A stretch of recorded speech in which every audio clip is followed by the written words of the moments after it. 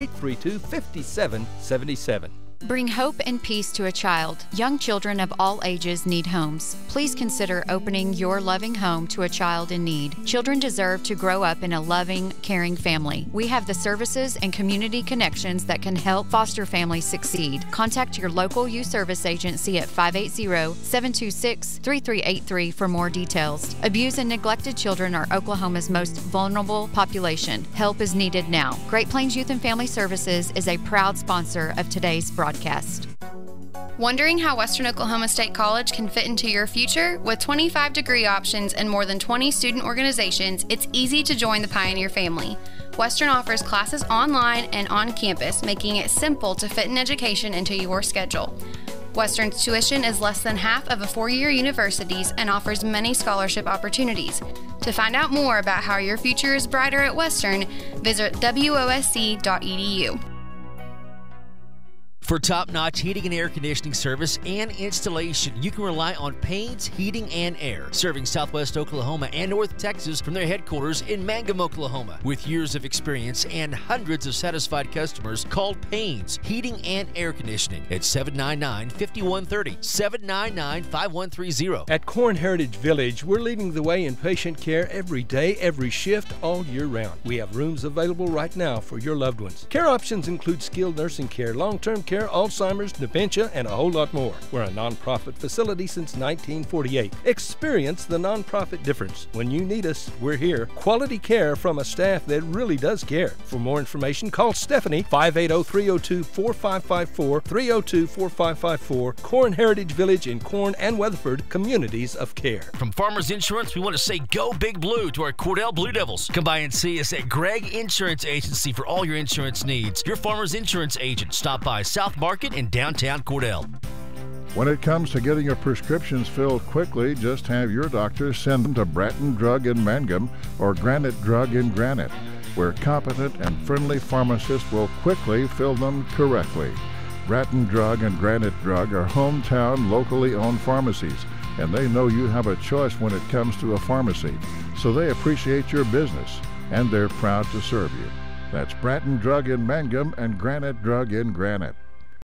Go Big Blue! High Plains Bank, located at 200 North College Street in Cordell, is the place to handle all of your banking needs. We offer competitive rates on mortgages, vehicle, commercial, and ag loans, along with friendly customer service. At High Plains Bank, we always have a cup of hot coffee or a cold drink waiting for you. High Plains Bank, community-driven and a proud supporter of the Cordell Blue Devils, member FDIC and an equal housing lender. At Great Plains Bank, we're in the business of making your life easier, and we understand how tough it can be to strike the right balance between security and opportunity when rates are on the rise. With our new variable rate CD tied to Wall Street Journal Prime, you can have the best of both worlds. You get the security of a CD without the stress of worrying about market timing. And with rate floors, you get the upside without the risk. Stop by one of our locations or visit us at gpbankok.com. Great Plains Bank, member FDIC, equal housing lender. Hi, this is Terry Jones at Sunshine Cafe in Cordell. Don and I just wanted to thank all of our customers for their business and support over the years. We so enjoy seeing you come through our doors, and we love serving you good food every day. If you haven't eaten at the Sunshine Cafe in Cordell, come see us. There's nothing like a little sunshine in the morning for lunch and for dinner. We'll warm up your day at the Sunshine Cafe on the square in Cordell.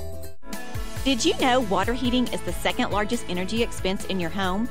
90% of the energy your washing machine uses goes to heating the water. Your clothes really don't get any cleaner if you wash them in hot water. In fact, the kind of laundry detergent you use is more of a factor than water temperature. So save up to $40 a year by washing in cold water. Low-flow shower heads are also a great way to save water, hot and cold. Replace your old shower head and you could save more than 40% of the water you use when you bathe. These energy-saving tips brought to you by CK Energy.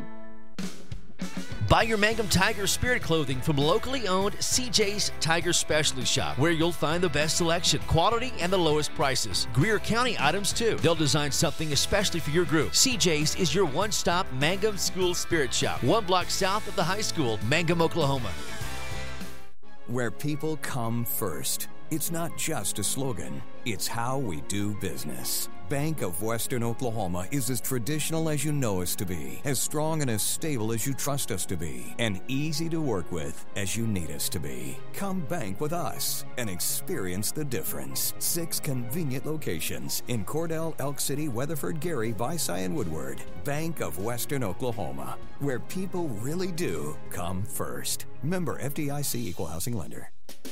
What does it mean to be a Mangum Tiger, you ask? Well, we are one town, one school, and one family. We may be a small town, but we have big dreams and a bright future ahead of us. This is Lori Laughlin from Stockman's Bank, member FDIC, and we are so proud to support the Mangum Tigers.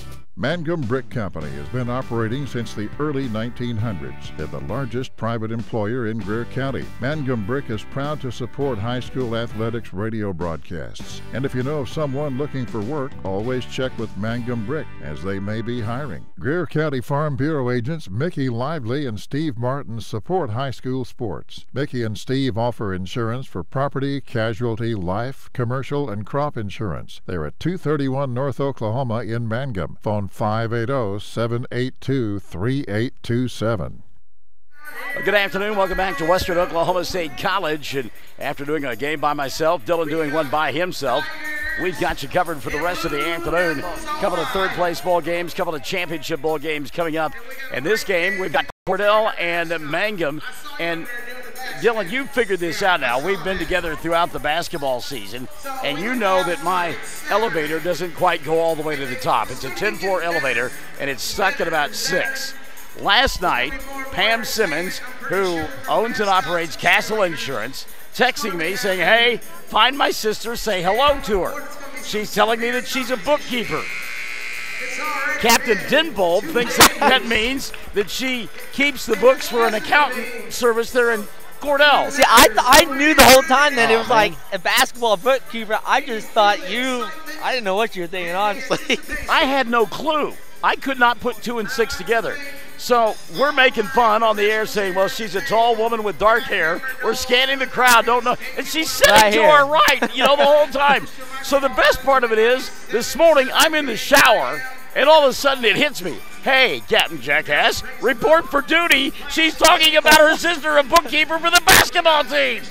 Hey, it happens. It just slipped your mind. It's fine. Oh, my goodness. Pam, you've known me a while. I apologize for my lack of mental ability. Thank you so much, and we thank Castle Insurance for being a part of our broadcast of Mangum Sports on Classic Hits 97.7. We've got 2 games in the books. It was Navajo losing to Leedy in the girls' 5th place game, 37-35. And then Leedy beat Hollis 58-35. DJ Raven Cade, I don't know why she insists on calling it New Cordell. I guess because that's how it shows up on Google Maps. Yes, that's technically what it's called, right? She's not technically wrong. Why do they call it New Cordell? That's the question I have. So Cordell, we're just going to go with Cordell. Yeah. They got to this 3rd place game as they were victorious in day number 1, stunning Navajo 33-26, and then lost to Luther last night 39-25. Meantime, Mangum a 4-point winner over Leedy in day number 1, 46-42, and then they lost yesterday by 10 to Mangum, or to Hollis, 47-37. Yeah, they came out very slow. Hollis Lady Tigers came out full court pressure, and they were down by as much as 20-something, right? Yes. But they were able, luckily they showed some signs late. Coach Carney left some of his seniors in there late. They were able to cut it down to 10. Maybe gives them a little momentum, a little life coming into this 3rd and 4th place ball game. Going to be a different look for the Lady Tigers here this afternoon. Keely Hussey will get this start. She'll be joined by Dusty Pence, along with Sarah Rogers, Nicole Rogers, and we will see Jaden Davenport get the start here this afternoon. Kyra Hussey last Saturday took a Charlie horse to the thigh, and that thing is awfully sore. She was showing it to us earlier, and I mean, her thigh is black and blue. It was a massive shot that she took. They tape it up, but again, she is awfully sore. Yeah, I noticed yesterday that it was wrapped up, but I wasn't sure how much that would affect her coming into that game last night. obviously it affects her enough that she won't be getting the start tonight. And in for her is her younger sister, Keely Hussey. Two different kind of ball players, two different kids. I mean, they are on the opposite ends of everything. I've talked to their mom about this, and Keely and Kyra, they are about as opposite as you can get. Cordell, by the way, their starting five will include Madison Damon, Andrea Palmer, Megan Brown, Taylor Jaworski, and Casey Lee. Lee and Sarah Rogers set the jump center as they put 8 minutes up on the clock, and the tap going to be controlled by Mangum, and they go to work. Lady Tigers on the right end of your listening and viewing device in their home white uniforms with the black numerals and the orange trim. Cordell will be in their road blue with the silver numerals and silver trim. Davenport, who can absolutely fly, and one of the reasons that Richard has her in there, not only because of the injury to Kyra, but also he is going to come out and go full court pressure defense and try to create some turnovers and get easy buckets. Yeah, I think after watching the Cordell Lady Blue Devils the last couple of nights, he knows that they're going to try to slow this game, so they're going to go to a 5-guard lineup and just try to press. Sarah Rogers, first two of the ball game, and there is that press right out of the gate. Pass caught by Madison Damon. Damon double-teamed in the corner, in trouble. Tries to step through it. Does. Goes to Lee. Lee will fall down. She got some assistance going to the floor. And a foul going to be called on Mangum. They called it on Keely Hussey. That'll be the first on Keely. And team foul number 1 called on Mangum. But again, we see that full court pressure defense. Now he'll back off and have him pick up at the timeline. Megan Brown, skip pass over the top. She'll go to Lee in the corner. Here on the near side. And since Cordell is the visitors, they are to our right as we sit here. That means Jana will be moving all the way down to the midcourt line. Traveling going to be called here out of the open floor. Megan Brown, good defense by Sarah Rogers. Yeah, the Mangum Lady Tigers, come out full court pressure and then back into what looks like a 1-3-1 trap. And number 23. Jaden Davenport plays safety on the goal, going baseline to baseline whenever the ball gets down there. Go inside to Rogers now. She'll give it up to Keely with the left hand. Shot doesn't go. And the weak side rebound going to be taken away by Taylor Jaworski. On the run, here comes Madison Damon. Damon picked up by Rogers, and that ball going to go out of bounds. Shanna Rogers wanted to push on Rogers, not going to get the call. The ball goes out of bounds, and Mangum will get it back with 6:28 left in quarter number 1, and they lead 2-0.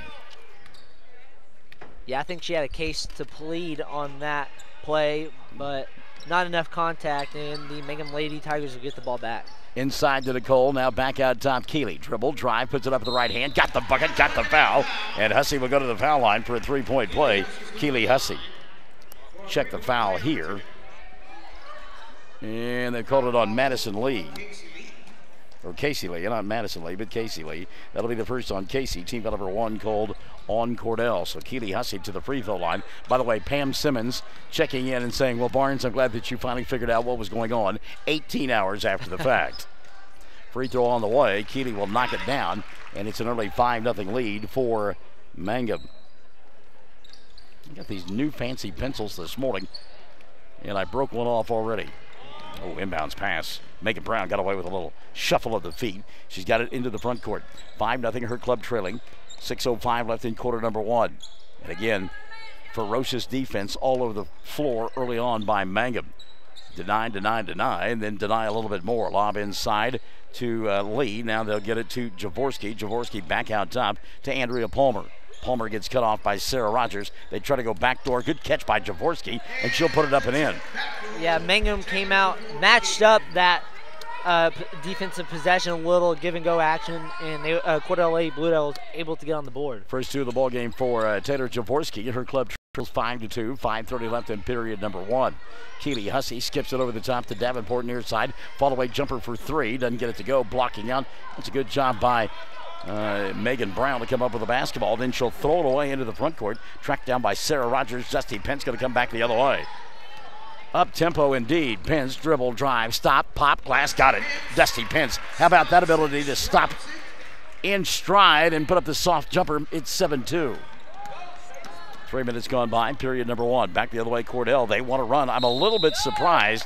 Shot won't go for Madison Damon, but she is fouled and will go to the line to shoot 2. Let's check the whistle here. It'll go against Mangum, and the foul going to be called on Jaden Davenport. That'll be her first. And team foul number 2 called on Mangum. surprised Coach Rogers is encouraging her team to go, go, go instead of slow down. Well, certainly after what we saw the first two nights from Madison Damon and company. Damon hits the first of 2 free throws. She'll get one more.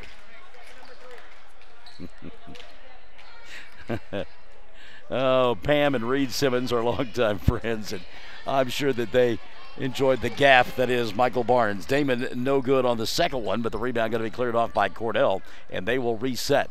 4:50 left in the first quarter of play.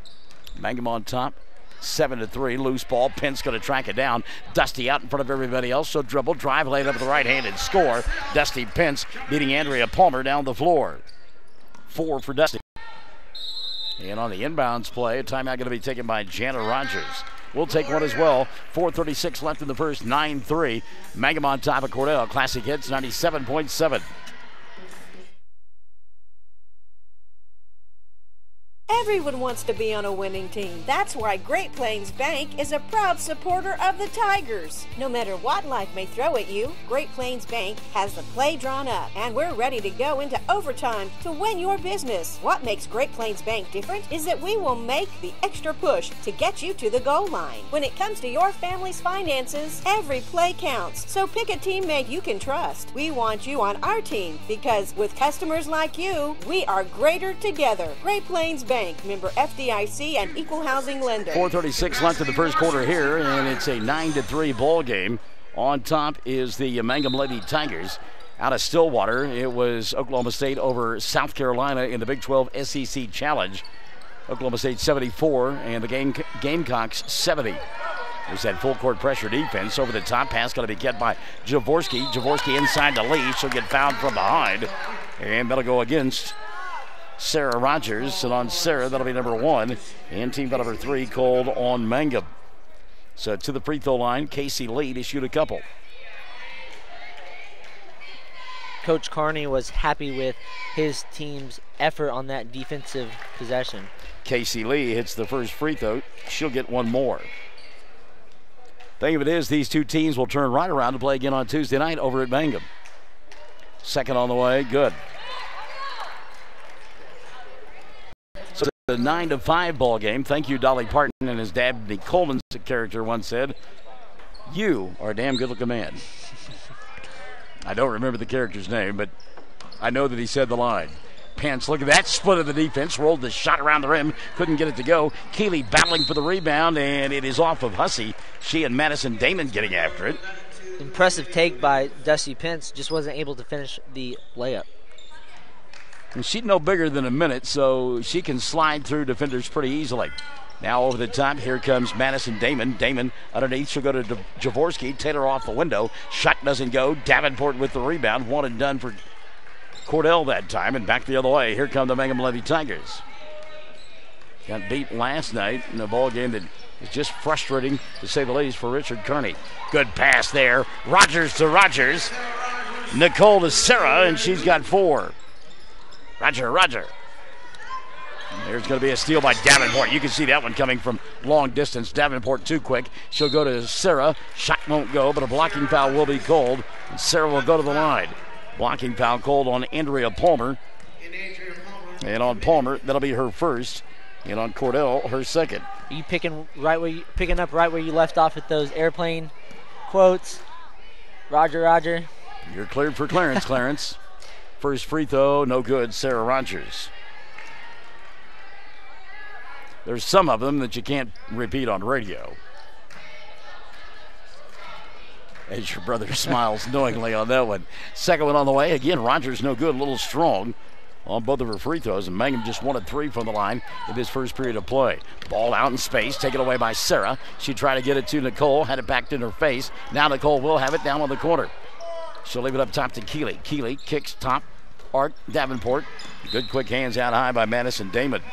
So for all the quickness that Mangum is showing, Cordell not doing a bad job on the defensive end themselves. Cordell impressive on the defensive end. They're in a zone just trying to get long and lanky and disrupt some of those passes by the Mangum Lady Tigers. Davenport in the corner to Hussey. Keeley, little ball fake, now comes out between the two circles to Dusty.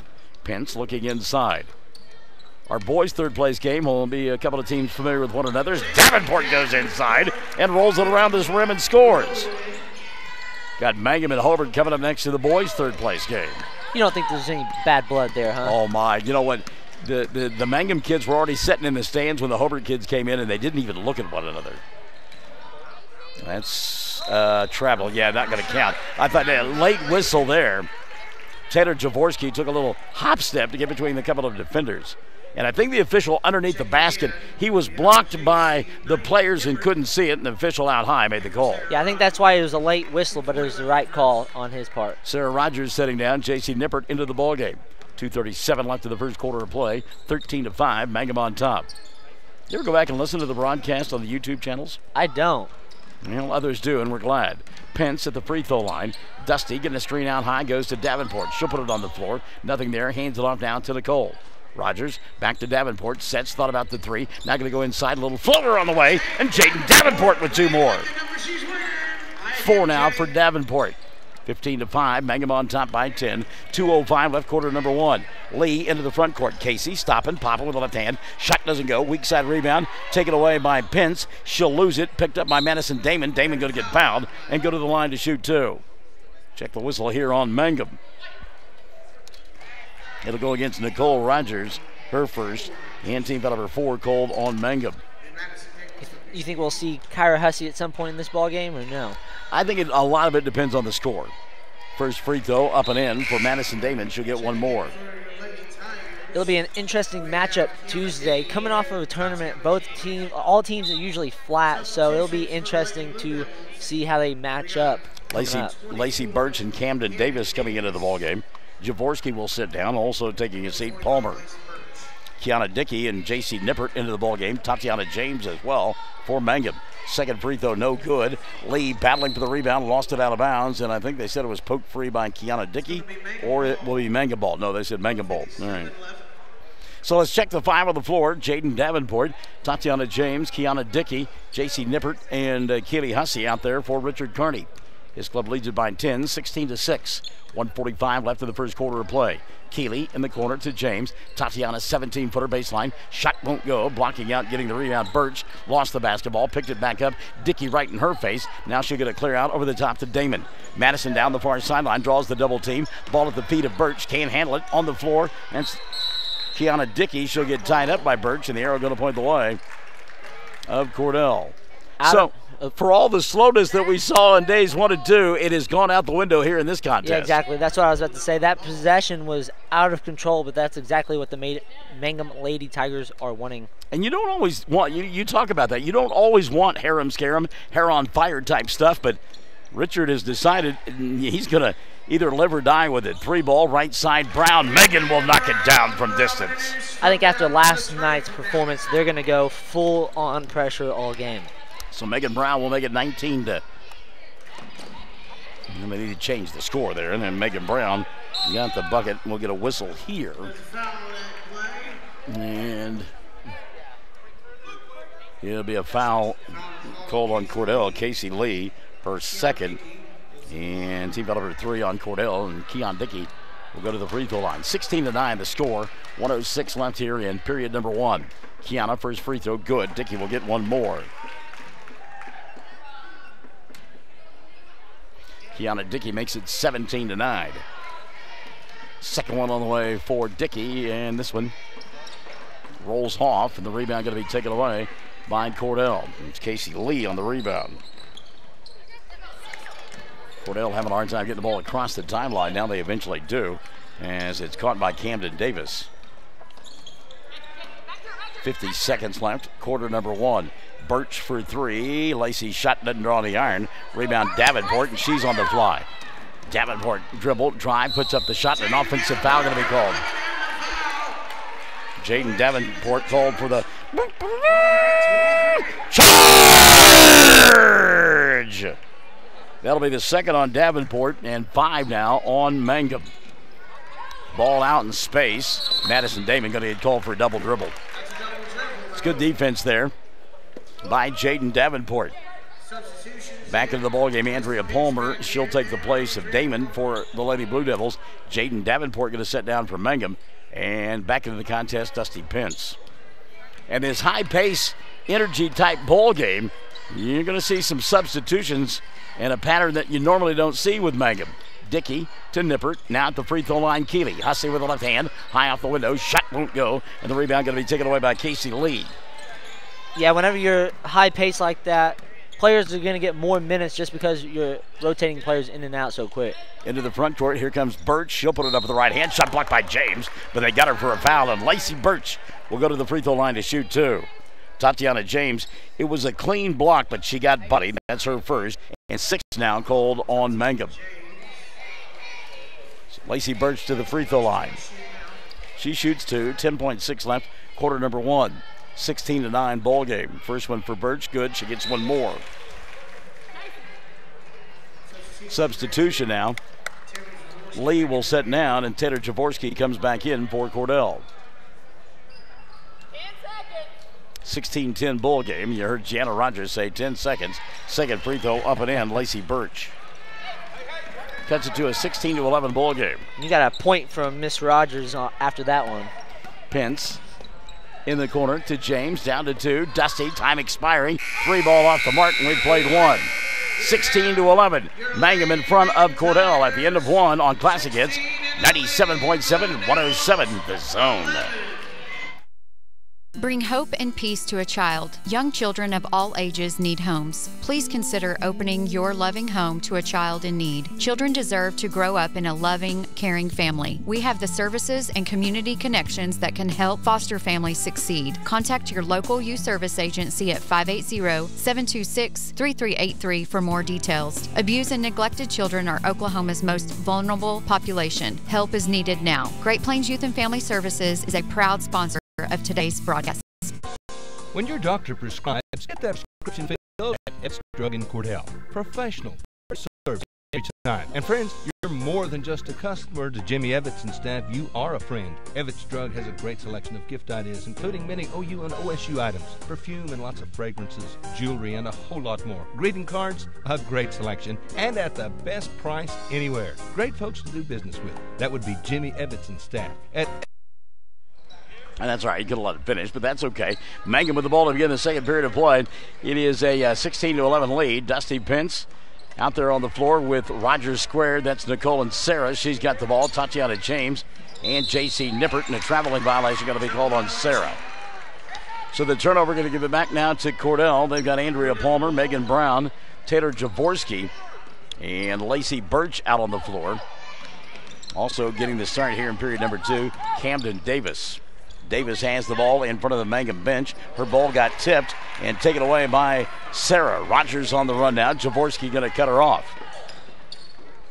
Into the front court, Dusty fakes the 3. Nicole left side back to Pence. Fires the 3. That's too strong. Weak side rebound. James couldn't hold on. It goes off of Tatiana's foot and out of bounds. Good shot by Dusty Pence. She's made quite a few threes this season, so if they leave her open, she's not going to miss too many of those. Mangum in their home whites with the black numerals and orange trim, and Cordell in blue with silver. And there's a pass that simply goes by everybody. Did Tatiana James touch it? Apparently she did. Wow. I didn't know she got a hand on it. Andrea Palmer certainly didn't. And it'll go back now to Cordell. They have it left out of your listening and or viewing device. Inbounds pass comes here on the near side. It's a 3 ball on the way for Birch. Lacey shot no good. Battle for the rebound. It's loose out high. Going to be picked up by Palmer. Had it slapped out of her hands. Jaworski will pick it up and reset now for Cordell. She'll give it up to Camden Davis. 3 ball left side, too strong. Andrea Palmer. Rebound loose underneath the basket, out of bounds. It'll be Mangum ball. I was going to give you one of these bottles of water, but I've opened both of them. I'm sorry. So I'll keep them to myself. 6:45 left of the first half of play. Mangum on top by 5, 16-11. Tatiana James, right side for 3. Shot won't go down. Rebound in traffic. We'll get a jump ball. The arrow going to point the way of Cordell.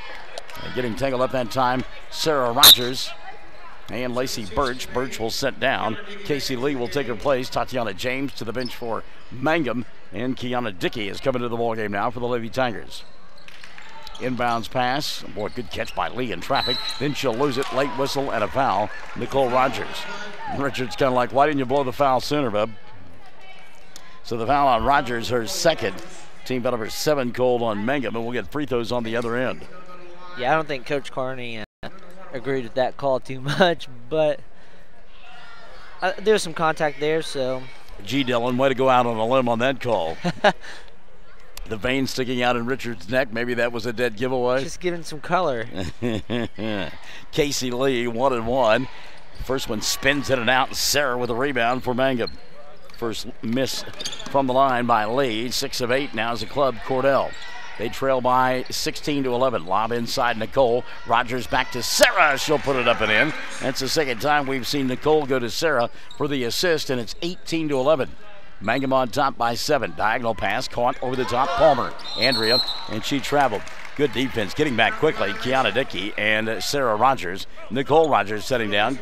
Keely Hussey in. Also back in Madison Damon for Cordell, and Palmer will take a seat for the Lady Blue Devils. Yeah, a little hop, skip, and a jump right there, and easy call for the ref. You ever played hopscotch? I was never very good at it, so. So that'd be a yes if you weren't any good at it.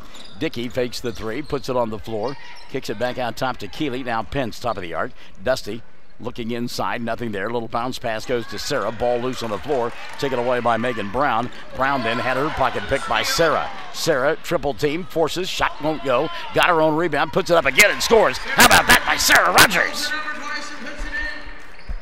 8 in the ball game now for Sarah, 20-11. Madison Damon coming across the timeline. Dickey giving chase. 5:30 left in the first half of play. Well, look at the hands there by Dickey. And a steal. J.C. Nippert took it away from Casey Lee. Here comes Dusty Pence. Pence, little forearm shiver, kicks right side. Dickey. Up top, Nippert. She'll reverse it down to Keeley. Inside, Sarah with the catch. Double team. Force, no. Rebound, second time, no. She'll get fouled and go to the line to shoot 2. Coach Carney pleading for a foul. Not once, but twice. Reach in foul. Taylor Jaworski, her first. And team foul number 4 called on Cordell. So a couple of free throws now for Sarah Rogers. 5:12 left in the first half of play. Her club leads 20-11. Make it 21. Rogers hits the first of 2. Casey Lee going to sit down, and Lacey Birch has come back into the ballgame now for the Lady Blue Devils. Second free throw on the way here. Are we boring you, sir? Good. Most up-tempo girls game we've had through the entire tournament. You're yawning on me. Mangum on top by 11, 22-11. Trouble in the backcourt. And you got to watch that 10-second mark. Now over into the front court they'll go. Madison Damon lost the ball, got it back. Comes out the other side underneath the basket. Damon now going to fire a 2. It comes up well short, and Penn's going to let it go out of bounds. 4:52 left in the first half of play, 22-11. Good crowd across the way, and for the first time all day long, we've actually got people in the stands behind us. 4:46 left in the first half of play. Lob, right side, Hussey. Keeley, 3, got it. Keeley Hussey knocking down the 3. Hussey with a half a dozen. Timeout going to be taken by Cordell. 4:37 left in the first half of play. 22-11. We're back at 30 on 22-14. Back at 30 on 14 on 107 The Zone and Classic Hits 97.7. When your doctor prescribes, get that prescription filled at Evetts Drug in Cordell. Professional, courteous service every time. And friends, you're more than just a customer to Jimmy Evetts and staff. You are a friend. Evetts Drug has a great selection of gift ideas, including many OU and OSU items, perfume and lots of fragrances, jewelry, and a whole lot more. Greeting cards, a great selection, and at the best price anywhere. Great folks to do business with. That would be Jimmy Evetts and staff at Evetts Drug in Cordell. Come see us. Well, I think we're going to go to the screen and check the score that Tanner has on our live feeds, because the scoreboard doesn't always match. It's actually 25-11. Is that what he had, or is that what? Yeah, that's what he had. Yeah, and they changed it during the timeout. He's normally right, but first appearance for Kyra Hussey. She's back in the ball game. Wow. In the ball game for the first time, I should say. Well, I think this is probably some lobbying on her part. 14-point lead. I don't know that Richard really wanted to put her in there, but Hussey will play, and I am surprised by that. That bruise, as I mentioned, nasty, and it is very tender, her thigh. Got hurt last Saturday over at the Great Plains Coliseum. Took a knee to the thigh, and it's been really sore ever since. Burt's going to go inside. She'll miss the shot, fall down. She's still down there, so it's 4-on-5. Dusty doesn't realize it. Now she'll come near side. Keely Hussey. Yeah, you can tell that she's definitely favoring that side. Hussey goes to Dickey up top. Now Pence back to Keely. Fakes the three, puts it on the floor. She'll find Nippert on top. Now Pence, left side, spin move, shoots, comes up short, and the rebound going to be taken away by Cordell. Good job that time in traffic as Megan Brown comes up with a loose basketball. Brown, middle of the floor. She'll go to Jaworski. Taylor, back to Brown. Megan Brown been quiet offensively. She's one of those who can fill it up in a hurry. Had a three in that first quarter, but that's the only time she's taken a shot. Yeah, they've been able to hone in on her and make sure she doesn't score. Speaking of threes, there's one on the way, and it's knocked down as the freshman knocking it down, Renee Jaworski. How about that? She came in during that last time out. Last night played some, but only as a decoy to go in there and foul late in the ball game and force free throws. 25-14, the lead cut to 11. Kyra stumbling as she goes inside. We'll get a tie-up and a jump ball. Keely is in there as well. The arrow going to point the way of Mangum, so they will get it. Good job by the freshman Jaworski in there. Yeah, I think all the Mangum Lady Tiger fans went every time Kyra Hussey takes a step. Casey Lee has come back into the ballgame now for Cordell. Tatiana James has come in for Mangum. Keely Hussey, got to watch that 5-second count, and she'll go here to James. Good catch by Tatiana. Now they'll reverse it inside underneath the basket. That's Hussey, and Kyra going to get fouled. She'll go to the line to shoot two. Taylor Jaworski will pick up the personal. That'll be her first. Team foul number 5 called on this group from Cordell. So Hussey shooting two. First one on the way for Kyra. Line drive, rolls over the rim, and goes in.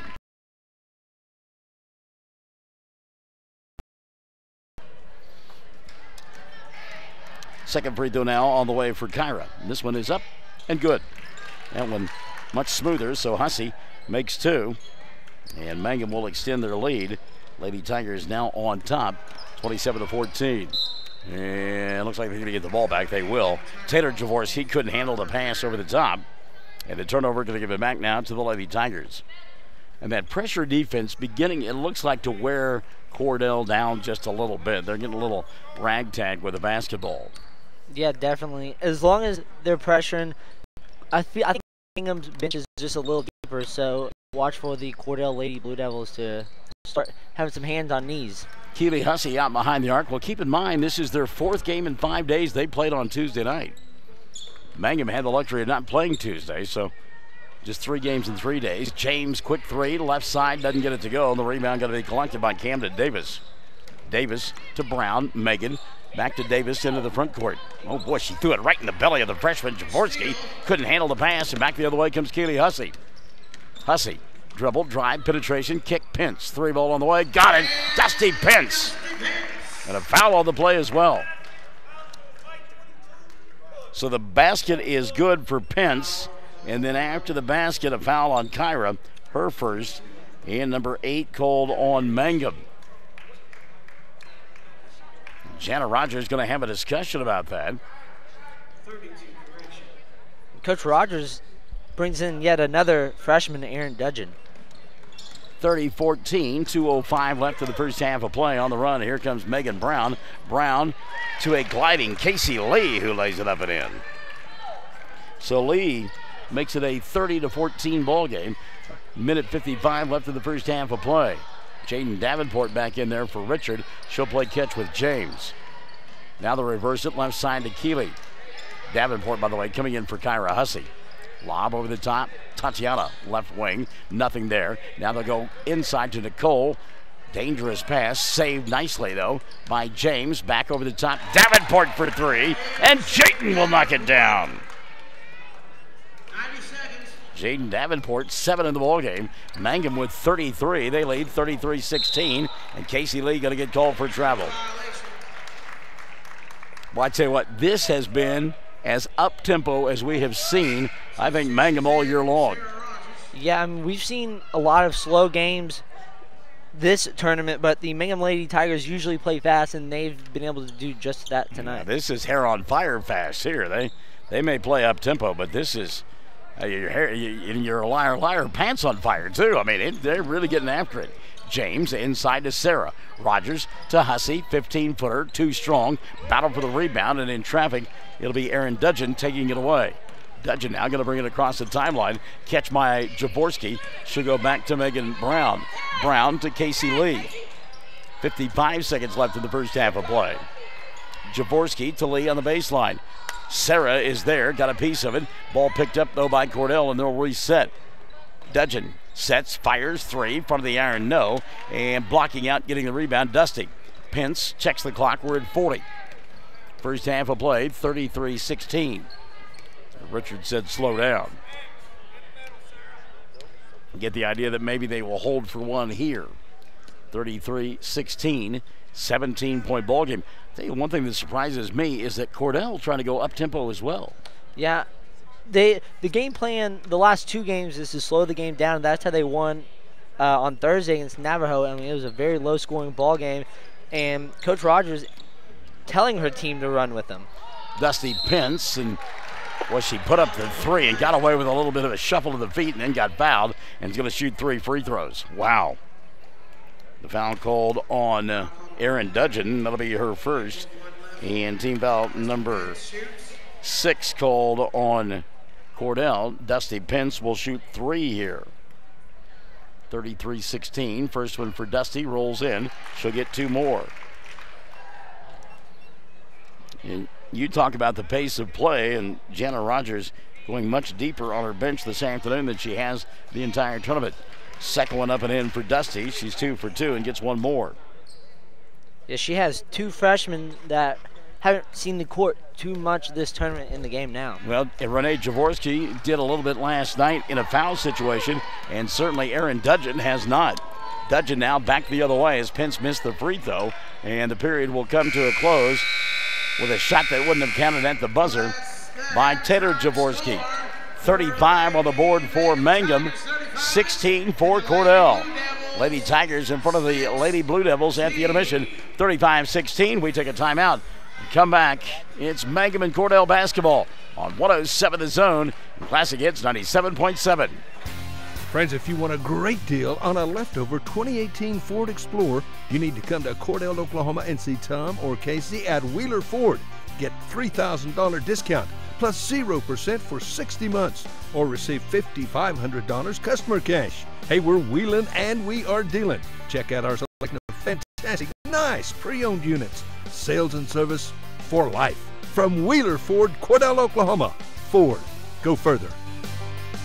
Jack's Flowers and Gifts on the south side of the square in Cordell will delight your senses when you walk through the door. And Jack's is the perfect place to shop for your Valentine's sweetheart. They can design a special gift for your Valentine, including fresh flowers, candy, gift items, stuffed animals, and of course, they have beautiful roses for your Valentine. New owners Terry and Donna Jones welcome you to come in anytime and see all the new additions and the continued traditions at Jack's Flowers and Gifts on the square in Cordell.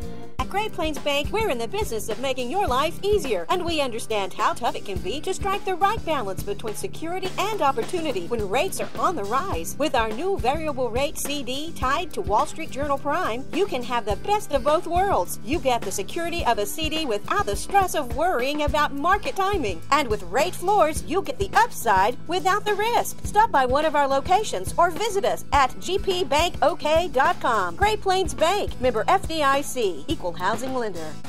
Do you want a bank who's working for your best interest? Sure you do. That's why you want Bank of Cordell for your bank. That's right, 21st century banking at its best. The Bank of Cordell has been providing quality banking service since 1902 and is the oldest state bank in Ouachita County. Sounds like a lot of experience to me. So for experience in banking, state-of-the-art account management services, and quality personal service, visit the folks at Bank of Cordell, member FDIC.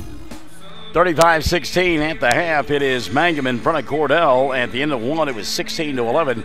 And then in that second period of play, Mangum goes on a 19-5 run, and they lead it by 19 at the half, 35-16. An impressive first half of play for the Lady Tigers. Yeah, high-paced game for sure. The Mangum Tigers came out full court pressure, making the Cordell Lady Blue Devils run with them.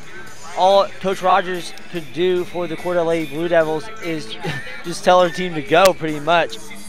We had a chance to talk to Richard earlier, and he said we're just not scoring very well, and that's why one of the reasons why he decided to go to this up-tempo look. So check the scoring for the Lady Tigers. Sarah Rogers with 10 at the intermission.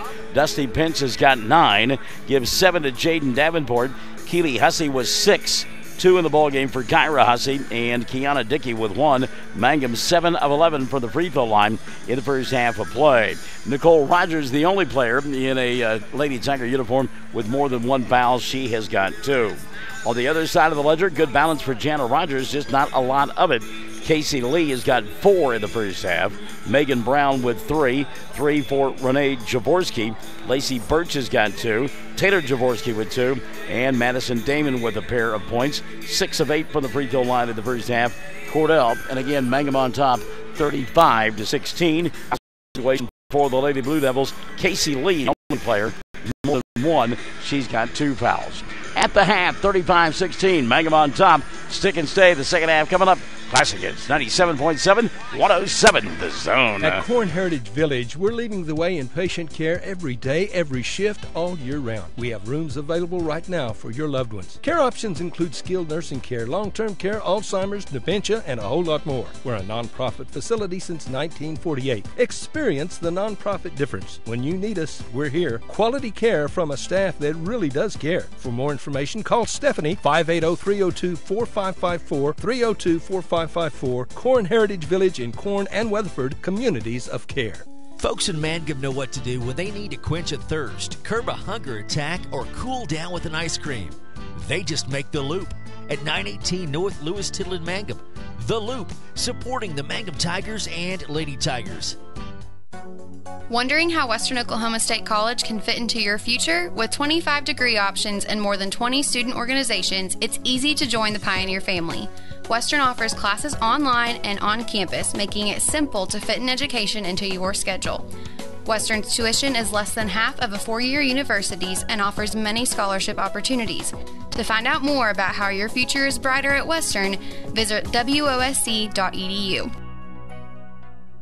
Bring hope and peace to a child. Young children of all ages need homes. Please consider opening your loving home to a child in need. Children deserve to grow up in a loving, caring family. We have the services and community connections that can help foster families succeed. Contact your local youth service agency at 580-726-3383 for more details. Abused and neglected children are Oklahoma's most vulnerable population. Help is needed now. Great Plains Youth and Family Services is a proud sponsor of today's broadcast.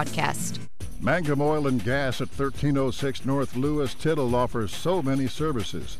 From fuel at the C-store to the self-serve car wash, getting propane bottles filled or propane delivered to the home and farm, even U-Haul services. It's no wonder so many folks head to Mangum Oil and Gas, where they say, "Go Tigers." Mangum Brick Company has been operating since the early 1900s. They're the largest private employer in Greer County. Mangum Brick is proud to support high school athletics radio broadcasts. And if you know of someone looking for work, always check with Mangum Brick, as they may be hiring. Hi, this is Terry Jones at Sunshine Cafe in Cordell. Don and I just wanted to thank all of our customers for their business and support over the years. We so enjoy seeing you come through our doors, and we love serving you good food every day. If you haven't eaten at the Sunshine Cafe in Cordell, come see us. There's nothing like a little sunshine in the morning for lunch and for dinner. We'll warm up your day at the Sunshine Cafe on the square in Cordell. Wondering how Western Oklahoma State College can fit into your future? With 25 degree options and more than 20 student organizations, it's easy to join the Pioneer family. Western offers classes online and on campus, making it simple to fit an education into your schedule. Western's tuition is less than half of a four-year university's and offers many scholarship opportunities. To find out more about how your future is brighter at Western, visit wosc.edu. Second half about to get underway here. Need to say hello to Steph Dawn Cross Moreau, Sherry Lauer Bowen, Dana Went, Mike McAlexander, Michelle Boyce Shoemaker. Lady beat Hollis in that boys game. J.D. Ford checking us out. Mary Pando, along with... well, I guess that's it. So we get ready for the second half of play. By the way, I don't know why Chad turned around the the camera to see my ugly mug. I apologize for that in advance. Also, let's very quickly, if we can, as we get ready for the second half of play, check with the zone and find out who we've got there. It will be Cordell basketball to begin the second half of play. They work on the right end of your listening device. You may be on a viewing device as well. And again, Mangum extending the defense. Steve Weddle says go Big Blue. Linda Waldrop watching as well. Going to get a foul here to begin the third period of play. Sarah Rogers picks up her second of the ball game. And team number 1 on Mangum in the second half. Also, Deanne listening in and said, you sound really good. Me? Yeah. So Cordell with the ball. They work on the right end of your viewing device and skip pass over the top, caught here by Erin Dudgeon, the freshman in there to begin the third quarter of play, along with Megan Brown. Taylor Jaworski, she's got it right now at the free throw line. Casey Lee, there's a deep three on the way by Dudgeon. Shot won't go, and the rebound going to be collected by Jaden Davenport, and here comes Keely Hussey. Keely out there with Sarah Rogers, Nicole Rogers, and Dusty Pence. Davenport between the two circles. Mangum in their home white uniforms, black numerals, black and orange trim. 7:05 left in the third. Trying to win the third place ball game in the Tri-County Basketball Tournament. Ball tip, Pence there. She'll come to Nicole, now left side Keely. Rogers on the left side. Shot comes up short, and the rebound going to be taken away by Renee Jaworski. Jaworski with Nicole Rogers on her. And, that's an over and back. That was an over and back. Ball taken away by Jaden Davenport. Davenport with a run out. She'll lay it up. Can't get it to go. Hussey battling for the rebound, but it's taken away by Erin Dudgeon. Yeah, Richard's right. That was a backcourt violation there without the call. That's going to be a walk. Oh, no, a blocking foul. Instead, look at Richard. Folded arms. He's not happy at all. I think the reason that they didn't call it is because the rule is all 3 points have to be over the timeline, and I don't think the ref believed that all 3 points were. I don't think that's correct, sir. I think it only has to be one of the 3 points. It has to be all 3. 3 ball here, no good, as it goes a little bit long for Megan Brown. Rebound now back the other way. Dusty Pence going to bring it across the timeline now. Pence walking it up across the timeline. They slow it down. Here between the two circles, it'll be Keely Hussey. Hussey back over the top to Dusty. Pence going to put it on the floor. What do you mean? You? Yes, of course. Lob inside Rogers. Catch, glass, got it. Sarah Rogers. She has a dozen now. Are you Googling it? I am Googling it because I think I'm right, but. Well, I hope you are. 5:45 left here in the third period of play. Cordell going to push against that full court pressure defense. Taylor Jaworski walked. Made the catch, but took an extra step. And the travel going to give it back now. Both feet and the ball have to go across half court before they. If you go back, it's backcourt violation. So what you're saying is you have to have all 3 established in the front court. Yes. Then okay, I'm with you on that. Yes. All right, I didn't understand what you said. Yes, that is correct. I will agree with you on that definitely. Pence for 3. Dusty front of the iron doesn't go, and Sarah Rogers is going to get called for a foul. Sarah with the push. And that'll be 3 now on Rogers and 3 called on Mangum. And again, Richard not happy with the call. Inbounds pass. Dusty going to take it away. She'll come here on the near side to Keely off the window. That won't go, but a foul will be called. And Keely will go to the line to shoot 2. Let's check the whistle on Cordell. It'll be on Renee Jaworski. That'll be her second. And team number 1 in the second half on Cordell. So Keely to shoot 2. 7 of 11 for the foul line so far for Mangum, now 7 of 12. J.C. Nippert back in, and Rogers will sit down.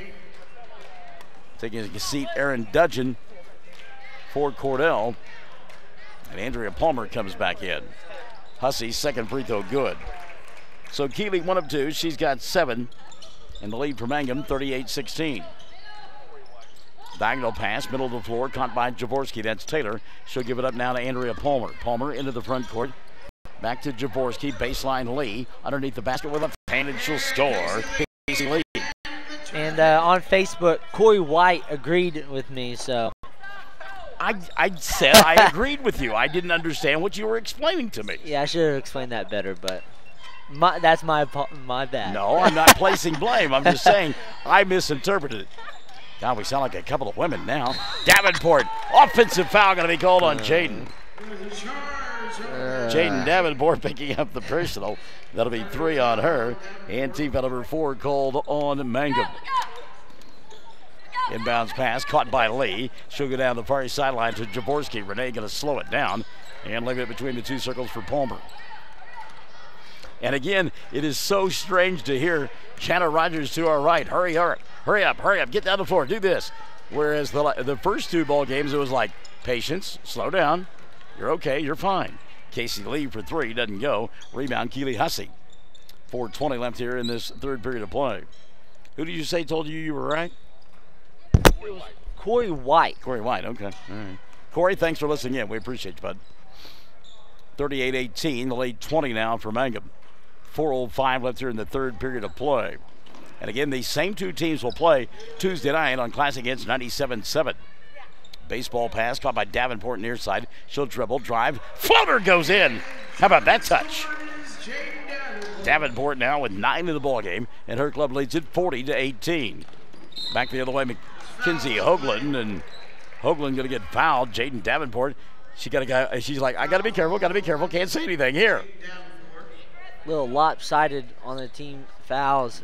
5 for the Mangum Lady Tigers and only 1 for the Cordell Lady Blue Devils. That's the 4th on Davenport. 5 now on Mangum in the second half, and a substitution now. Davenport will sit down, and back into the ball game, Tatiana James. Also, Kiana Dickey is coming into the ball game, and Sarah Rogers will sit down. Lee, good pass inside, and Taylor Jaworski will miss the shot, but she'll get fouled on the arm and go to the line to shoot 2. Foul called on Tatiana James, her 2nd, and team foul number 6 on Mangum. So a couple of free throws here for Taylor Jaworski. First one on the way for Jaworski, good. Taylor will get 1 more. During halftime, when your dad was manning the camera, he was going through the crowd trying to get people like picking their nose and stuff. This is wrong. Well, and now it's on posterity forever. Second free throw up and in. He says it's the kiss cam. There wasn't anybody kissing. That's the whole problem. 40-20 our score. 3:30 left here in the 3rd period of play. Remember, I said Chad did it. I mentioned that because, we got Tanner and at the camera, and if some of that stuff happens, I don't want Tanner to take the blame. Pence, left side, Keeley. 3:20 left here in the 3rd period. Up top, Dusty. She'll go to Tatiana at the free throw line. JC. Now they'll swing it around to Keeley. 3 ball on the way. Got it. Nope, on the line. On the line. Keeley Hussey just 2. Good ball movement by the Mangum Lady Tigers right there. Bunch of passes, wide open shot. Keeley now with 9. 3 minutes left here in the 3rd. Mangum by 22. Diagonal pass. Caught by Megan Brown. Brown looks inside for Jaworski. Left-hander shot doesn't go, but she'll get fouled. Kiana Dickey. Now, Kiana celebrated her 18th birthday yesterday. Her niece and Maddie Carney were supposed to come and sing happy birthday. They bailed out. So we're doing it for her in our minds. I was going to say we're not doing it for her, but Taylor Jaworski hits the first free throw, and Janet Rogers is going to take a timeout. 42-21, 2:53 left in the 3rd. Mangum 42, Cordell 21. Classic Hits 97.7, 107 The Zone. The Hamburger Inn in Mangum continues to be that special place people have enjoyed for generations. Good food prepared by your neighbors in a laid-back atmosphere where you really feel at home. Breakfast, lunch specials daily, and the famous fish fry every Friday night, or a great steak dinner on Saturday night. But you guys know about the Hamburger Inn in Mangum. We'll see you there. Did you know water heating is the 2nd largest energy expense in your home? 90% of the energy your washing machine uses goes to heating the water. Your clothes really don't get any cleaner if you wash them in hot water. In fact, the kind of laundry detergent you use is more of a factor than water temperature. So save up to $40 a year by washing in cold water. Low-flow shower heads are also a great way to save water, hot and cold. Replace your old shower head and you could save more than 40% of the water you use when you bathe. These energy-saving tips brought to you by CK Energy. 2:53 left here in the 3rd period of play. Second free throw now due for Cordell's Taylor Jaworski. She made the first one. Second one on the way is good. So Jaworski knocked them both down. In the ball game, Taylor with 6 points, and 4 of those have come from the free throw line. Skip pass into the front court as Tyler Panetta has come into the ball game now. Also, we see Emma Geralds has come into the ball game. So a different look now for Mangum. They lead it 42-22, 2:35 left here in the third. Panetta, little drop step inside, nothing there. She'll reverse it here on the near side. Dickey, Kiana, line drive 3, front of the iron. Doesn't get it to go, but got her own rebound. Good job by Dickey to follow the shot. Now she'll go inside with a scoop shot, get fouled, and go to the line to shoot 2. Kiana Dickey working hard. She says, I'm going to get in the scoring column one way or another. Thank you, Blondie. It's a song, by the way. You got it? I don't. One way or another, I'm going to find you. Okay, I got I'm going to get you one way. Okay, thank you. So the first of 2 for Dickey. Good. Kiana will get one more. Kiana Dickey. By the way, you might hear that song, Michael of the Morning, Monday through Friday mornings, 6 to 9, classic hits, 97.7. I was waiting on it. First one all day. Second one on the way for Kiana. Front of the iron, doesn't get it to go. Ball loose on the floor, picked up by Keely Hussey. Good job by Hussey. And a reset now for Mangum. Mangum on top, 43-22. Got a scrum underneath the basket. Geralds will get it, and the shot not going to count. Had a timeout prior to it by Richard Carney. 2:12 left here in the third, 43-22.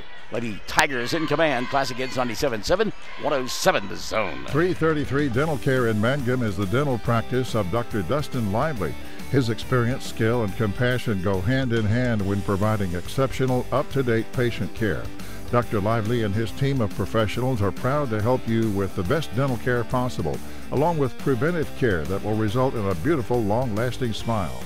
Call 580-782-2552 or visit the team at 333 Dental Care. They support the Mangum Tigers and Lady Tigers. Quick time out there taken by Richard Carney simply because his club was in trouble underneath the basket and he didn't want to turn it over. So Mangum will get it back. As we mentioned, underneath their own window, Geralds, she'll come here on the near side to Dickey. Now up top to Keeley. Hussey back to Geralds, and they'll play catch out on that right side. Tatiana now going to set fire at 3 and knock it down. Tatiana James.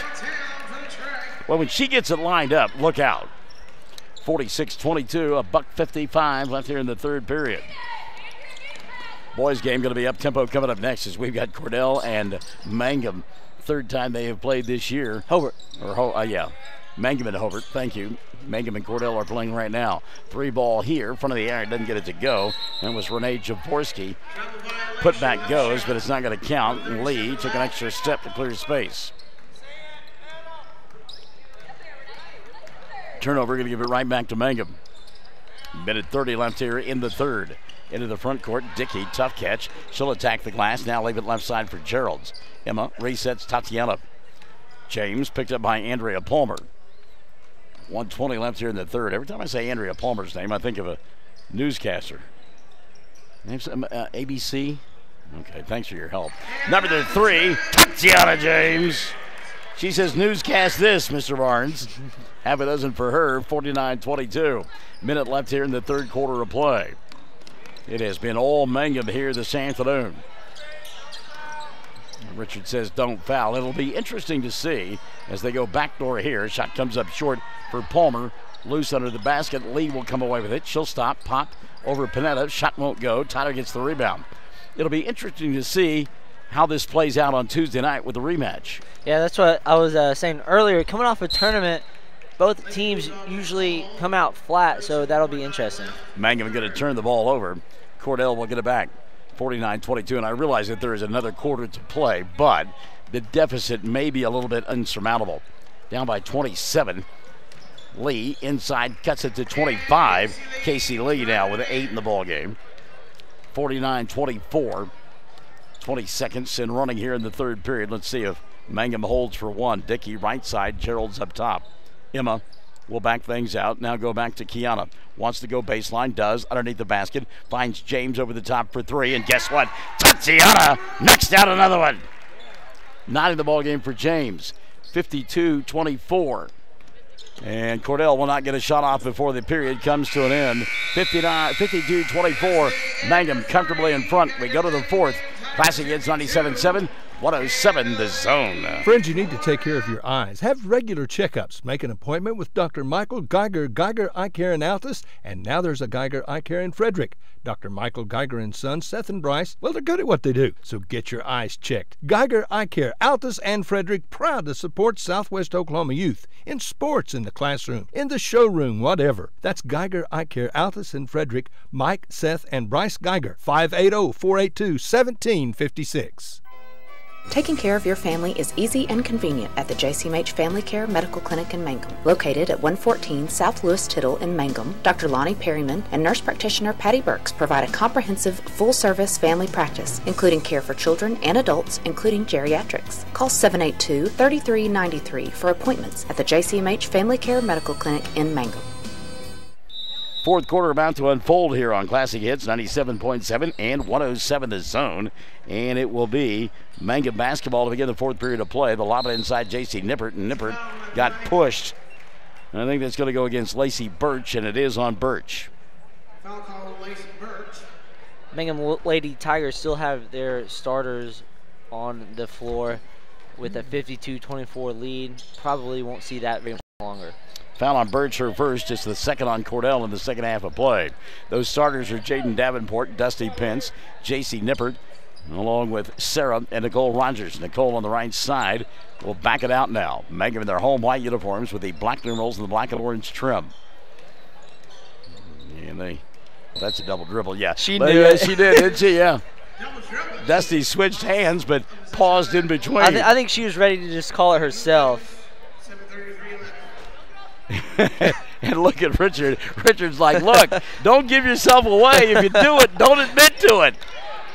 Back the other way, here comes Cordell underneath the basket, getting trapped there is Camden Davis. Davis will have the ball knocked out of her hands. It will still be Cordell basketball. Birch, Davis, along with Madison Damon, all out on the floor. For Cordells, we check the other two. For the Lady Blue Devils, Aaron Dutchin is out there. And the final member of that five, Mackenzie Hoagland. Get a jump ball there, going to play the way of Cordell. They'll get it back. And like we've talked about a little bit, luckily for Coach Carney, he hasn't had to play Kyra Hussey that much. No, just a brief appearance by Hussey. And again, I think that was more of Kyra probably lobbying him to let her go in. Yeah, probably said, listen, I need to get in the game at some point. And she went inside, had a little bit of a collision, and you talked about it. Probably everybody that's a Mangum fan winced on that play, and I think Richard saw enough right there.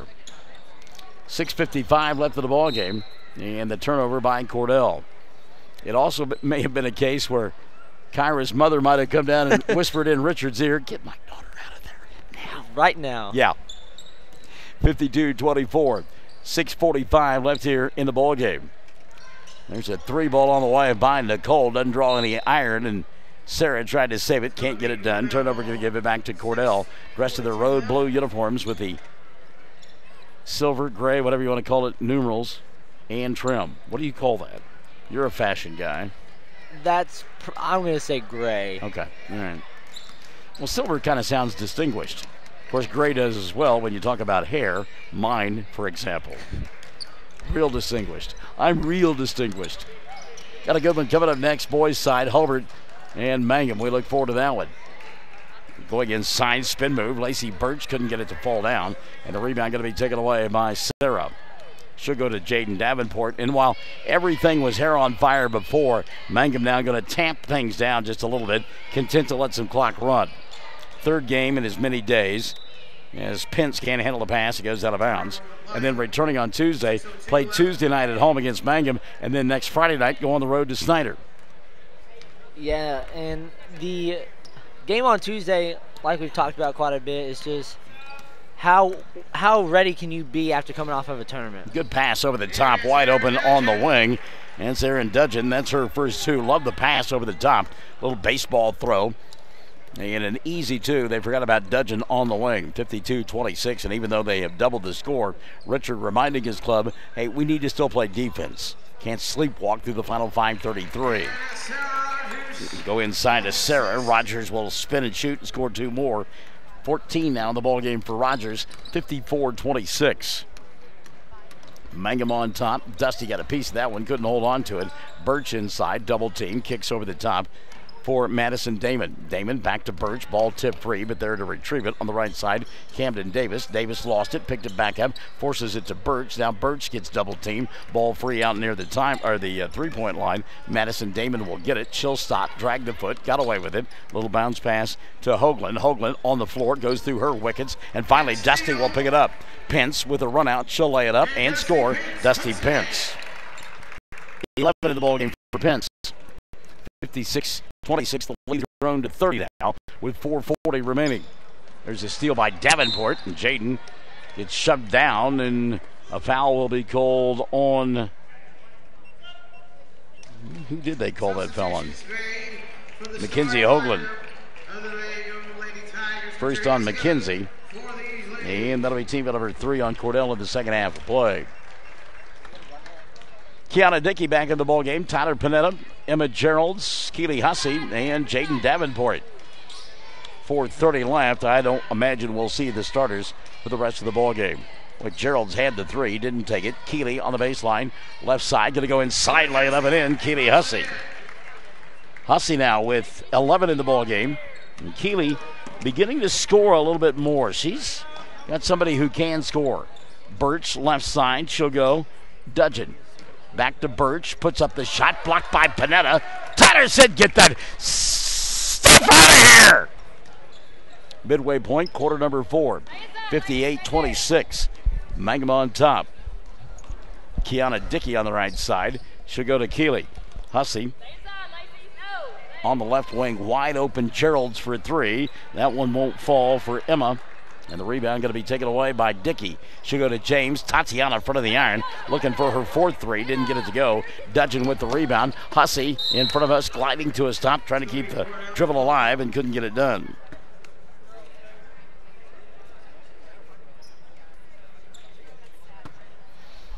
.58-26, 3:36 remaining. Hussey with the steal. Keely with the run out. She's out in front of everybody. Lays it up with the right hand and scores. Keely Hussey.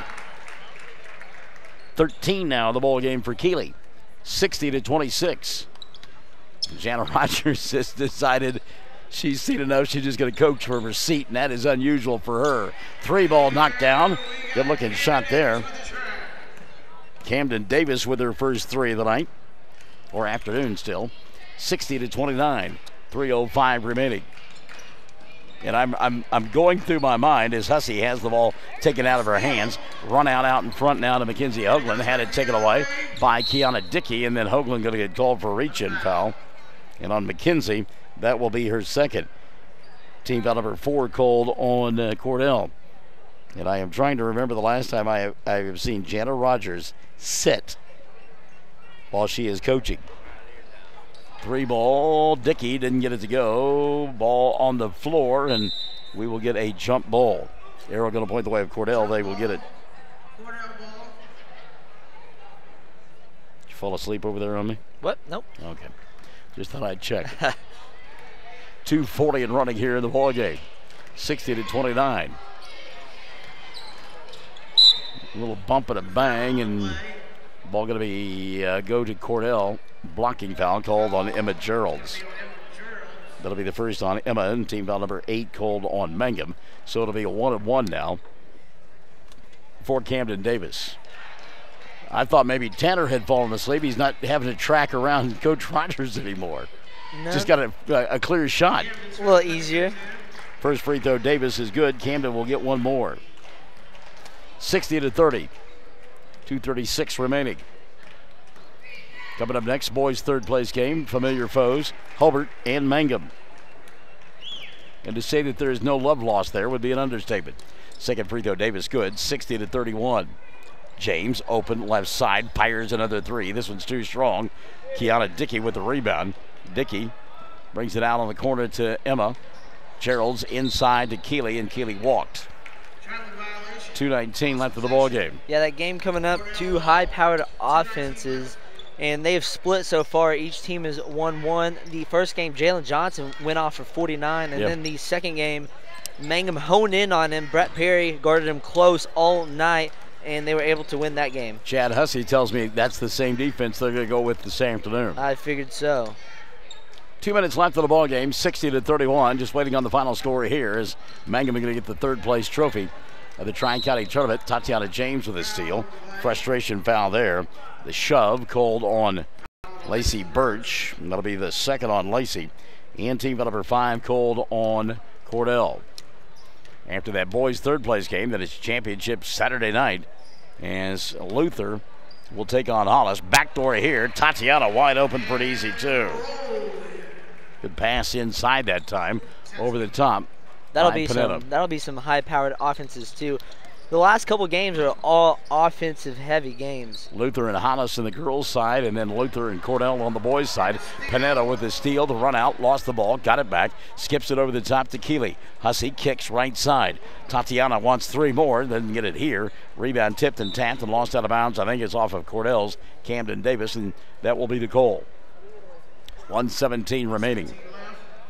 And again, we talked about it. Luther taking the place of, as the inbounds pass caught and off the glass, Keeley Hussey. 6 in the quarter, 15 on the ball game for Hussey. We talked about it. 64-31, minute left here, as Luther took the place of Sayer in this tournament, and Luther playing in the championship on both sides. Tough shot from a tough angle. Camden Davis doesn't go. Run out Dickey the other way. Kiana dribble, drive, glass, got it. Kiana Dickey. Just got a message from a close friend, Miss Kinsley's listening in to Micah Barnes this afternoon. Who's that? I go to college with her. Well, who is it? You didn't tell me. I said Miss Kinsley. Oh, okay. I'm sorry. I didn't hear that part. I'm getting old, man. Sometimes you got to give me some some visuals and stuff. I give you a headphone right in your ear. I'm going to give you a headphone right in your ear right here, buddy. 5 of them right now. 66-31. So is it Mackenzie Laughlin? Is that who it is? No, oh, Kinsley okay. Crayon. Oh, okay. All right, Mangum going to hold the basketball. Emmett Gerald's in front of us, and Cordell going to force him to make a pass. As the final 10 seconds. Oh, okay. No. Tatiana James shoots the 3, and Coach Carney did not like that a bit. He expected his club to hold on to the basketball. A little smirk on his face. Yeah, he's not happy about that at all. Birch for 3. Geralds will get the ball in the game will come to a close. 66-31. Tatiana James is going to get a chance to run some up and downs. I promise you that.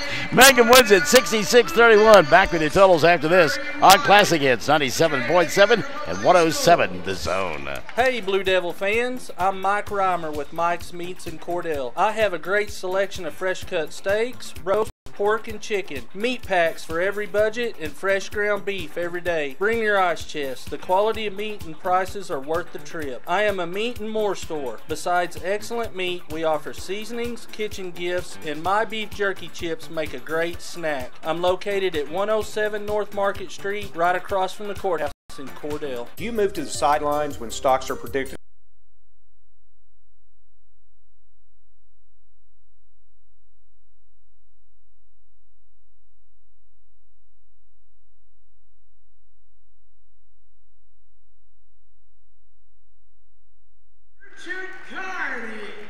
All right, we are back. 66-31, your final score. Mangum will win it. They get the third place trophy.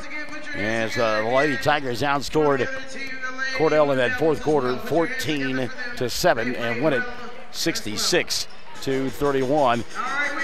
Here are your totals. 15 in the ball game for Keeley Hussey as she led Mangum.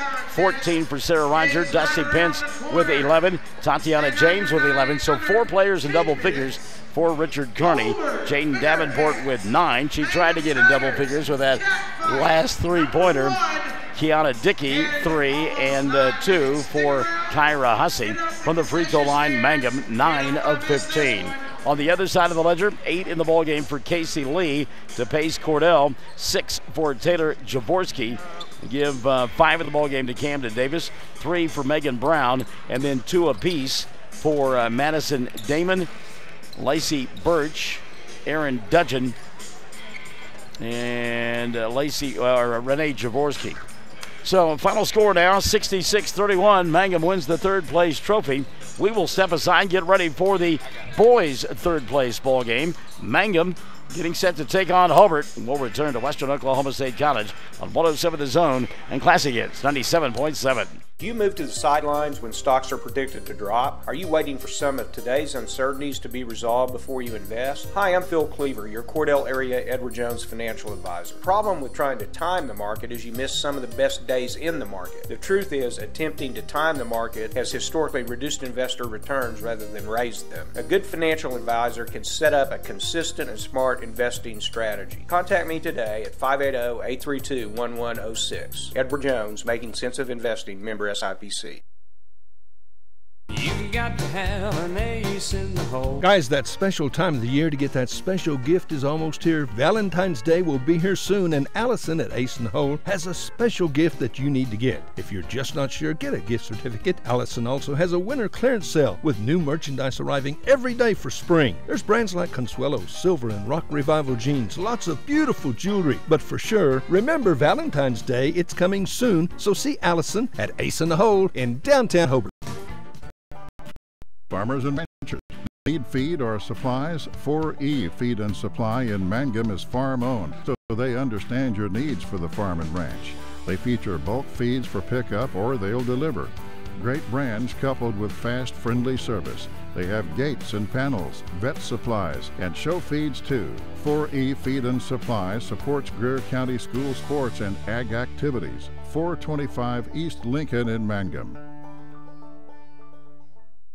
AFR agents in our great state are in many cases agents in the town they grew up in. That's the case in Hobart, where Justin Krieger is the local AFR agent. He grew up here. His interests are in Hobart and Kiowa County. He's involved in sports, FFA, 4-H, as well as the Main Street program in the local chamber. He wants to be your agent. Farm, life, home, automobile, liability. An agent that will find you the right policy, giving you the right protection. Come see Justin Krieger, your AFR agent in Hobart. Phone 726-3076. 333 Dental Care in Mangum is the dental practice of Dr. Dustin Lively. His experience, skill, and compassion go hand in hand when providing exceptional, up-to-date patient care. Dr. Lively and his team of professionals are proud to help you with the best dental care possible, along with preventive care that will result in a beautiful, long-lasting smile. Call 580-782-2552 or visit the team at 333 Dental Care. They support the Mangum Tigers and Lady Tigers. Mangum Oil and Gas at 1306 North Lewis Tittle offers so many services, from fuel at the C-store to the self-serve car wash, getting propane bottles filled or propane delivered to the home and farm, even U-Haul services. It's no wonder so many folks head to Mangum Oil and Gas, where they say, "Go Tigers."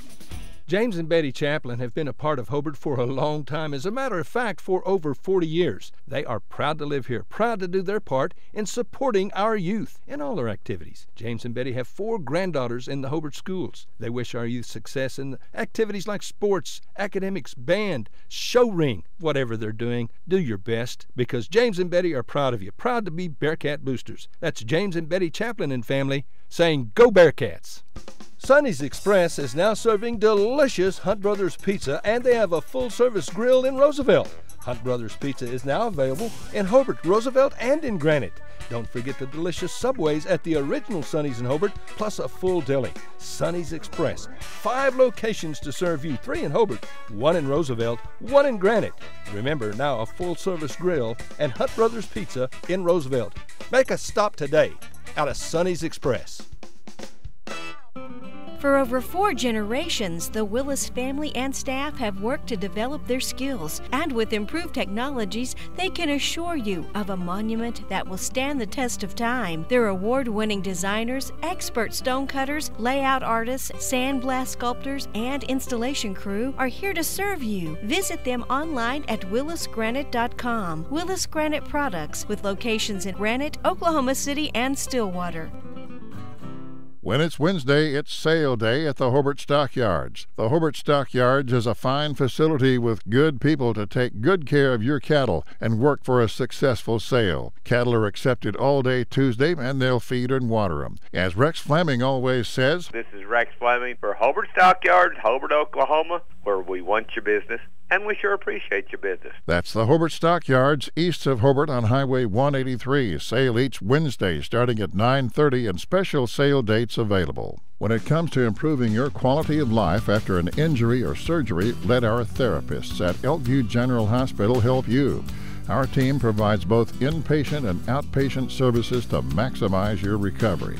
You can count on Elkview Hospital's providers to deliver high-quality treatment with the latest techniques and state-of-the-art equipment. We're located just east of Elkview General Hospital in the North Hill Clinic building. Call them today at 726-2180. The foundation of success for any business is a strong sense of community. At Bank First, our roots run deep in Oklahoma. In fact, we're in more than 50 communities statewide. We're proud to be your next-door neighbors and your friends. Whether you have basic checking, cash management, or investment needs, Bank First can provide quality financial products for your business to prosper. Let us be your business partner. You'll find our people make a world of difference. Bank First, loyal to Oklahoma, loyal to you. Member FDIC. Western Technology Center, an important member of Oklahoma's career tech system. It provides skills for success in today's workplace. Call today to find out what WTC can offer you. Western Technology Center, educating people for success. Give them a call at 580-726-8400 or online at westtech.edu. Western Technology Center. Folks in Mangum know what to do when they need to quench a thirst, curb a hunger attack, or cool down with an ice cream. They just make The Loop at 918 North Lewis Tittle in Mangum. The Loop, supporting the Mangum Tigers and Lady Tigers. Whether you're looking for your first home, your next home, or you just want to refinance your current home, you need to see Jim or Tommy, the experienced lenders at Interbank. Don't wait for interest rates to go up. Now's the time to act. Interbank wants your business. If it's a doable deal, we'll do it. Whatever your specific banking need, we consider it a privilege to be your bank. We're Interbank, member FDIC, and an equal housing lender.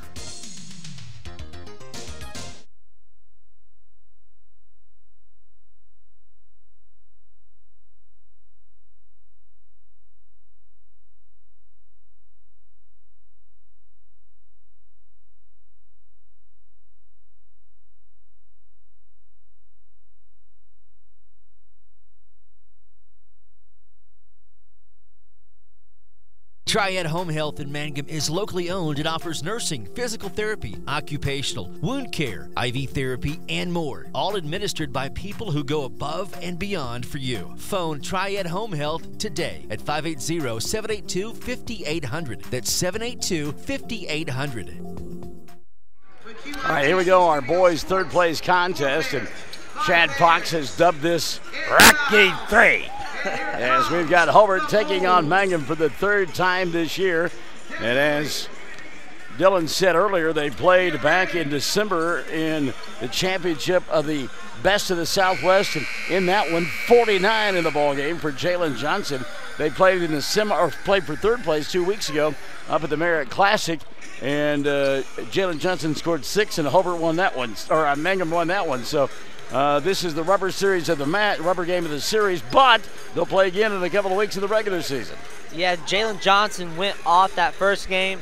I think Coach Hussey went back, watched some film, decided that he was going to go a boxing one, really hone in on Jalen Johnson, make the other 4 guys on the floor beat him. He did just that.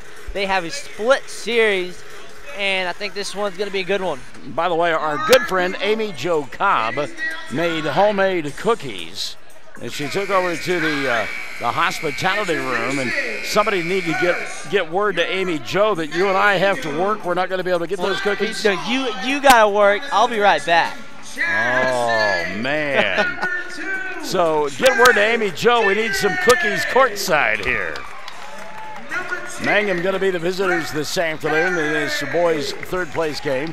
Trey Dickey, Brett Perry, Henry Lopez getting the start. Henry going to go up and over Leighton Ketchum. Colton Laughlin will get the start. The final member of that starting 5, Brooks Cross.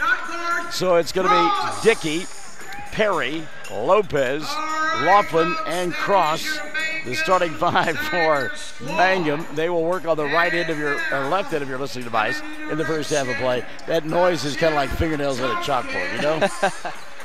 Hard on the concentration. Meantime, Bearcats of Hobart, dressed in their home white uniforms with the blue numerals and the blue trim. They will go with Jalen Johnson. Johnson will get started here this afternoon. Is she giving them names? Is she making stuff up? I'm not paying attention. I don't know. Maybe I shouldn't. Cole and Cade Moore will get this start. They'll be joined by Luke Hollister and Alec Minard. So it'll be Johnson, Moore squared, Hollister, and Minard, the starting five for the Hobart Bearcats under the direction of Jeff Tompkins. We talked about it last night. Coach Tompkins brings the suit game for sure. He has a great suit on. He does, going with the tan look this afternoon. Haven't had a chance to check out his tie. And I always like Chad Hussey. He always is Natalie clad as well. Today wearing the golf sweater vest. I'm going to have to invest in one of those. Get it? Invest? Invest. Thank you for playing along at home. Yeah. And by the way, those cookies delivered courtside. And since the young buck says he's just going to go get his own and make me work, bring them for me. Forget about him. Somebody get word to Amy Jo Cobb. Have her get some of those homemade cookies that she was bragging about earlier. So set to jump center, Laughlin and Hollister, and the tap going to be controlled by Hobart. We are underway. Good of you to join us. And are we on both stations again? What stations are we on? We just needed to know. We don't know. We're still 97 in the zone right now. All right, 97 and the zone. And there's a zone out there by Luke Hollister as he put the missed shot up and in. And Hollister with the first two of the ball game, and it's a 2-0 lead for Hobart. Trey Dickey into the front court. He'll go to Perry. Now Lopez between the two circles. Kicks right side to Brooks. Cross, nothing there. He'll give it up to Brett. Brett, jump stop. Looks underneath the basket. Laughlin to catch it too. How about that backdoor play? That was an impressive shot by Laughlin. Going away from the goal, just throws it up off the backboard and in. I like the pinpoint pass myself. Minert now back the other way, and he'll get it to go. Trying to draw the charge was Lopez, not going to get it done, and it's a 4-2 ball game. This one will go back and forth most of the afternoon, we would suspect. Lopez, right hash mark. Perry up top. He'll come to cross. Brooks going to put it on the floor. Now kick to Brett. Sets, fires three. Top of the iron. Doesn't draw any iron.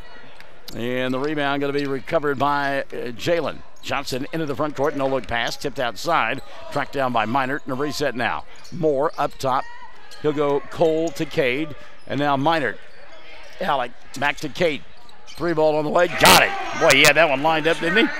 For sure. And Mangum comes back to that box and one, really honing in on Jalen Johnson. But that's what happens when you do that. You leave some of those other shooters wide open. Cade Moore knocks it down and makes it a 5-4 ball game. Cross going to go baseline and puts up the shot. Doesn't get it to go. It's actually 7-2. They adjust it now.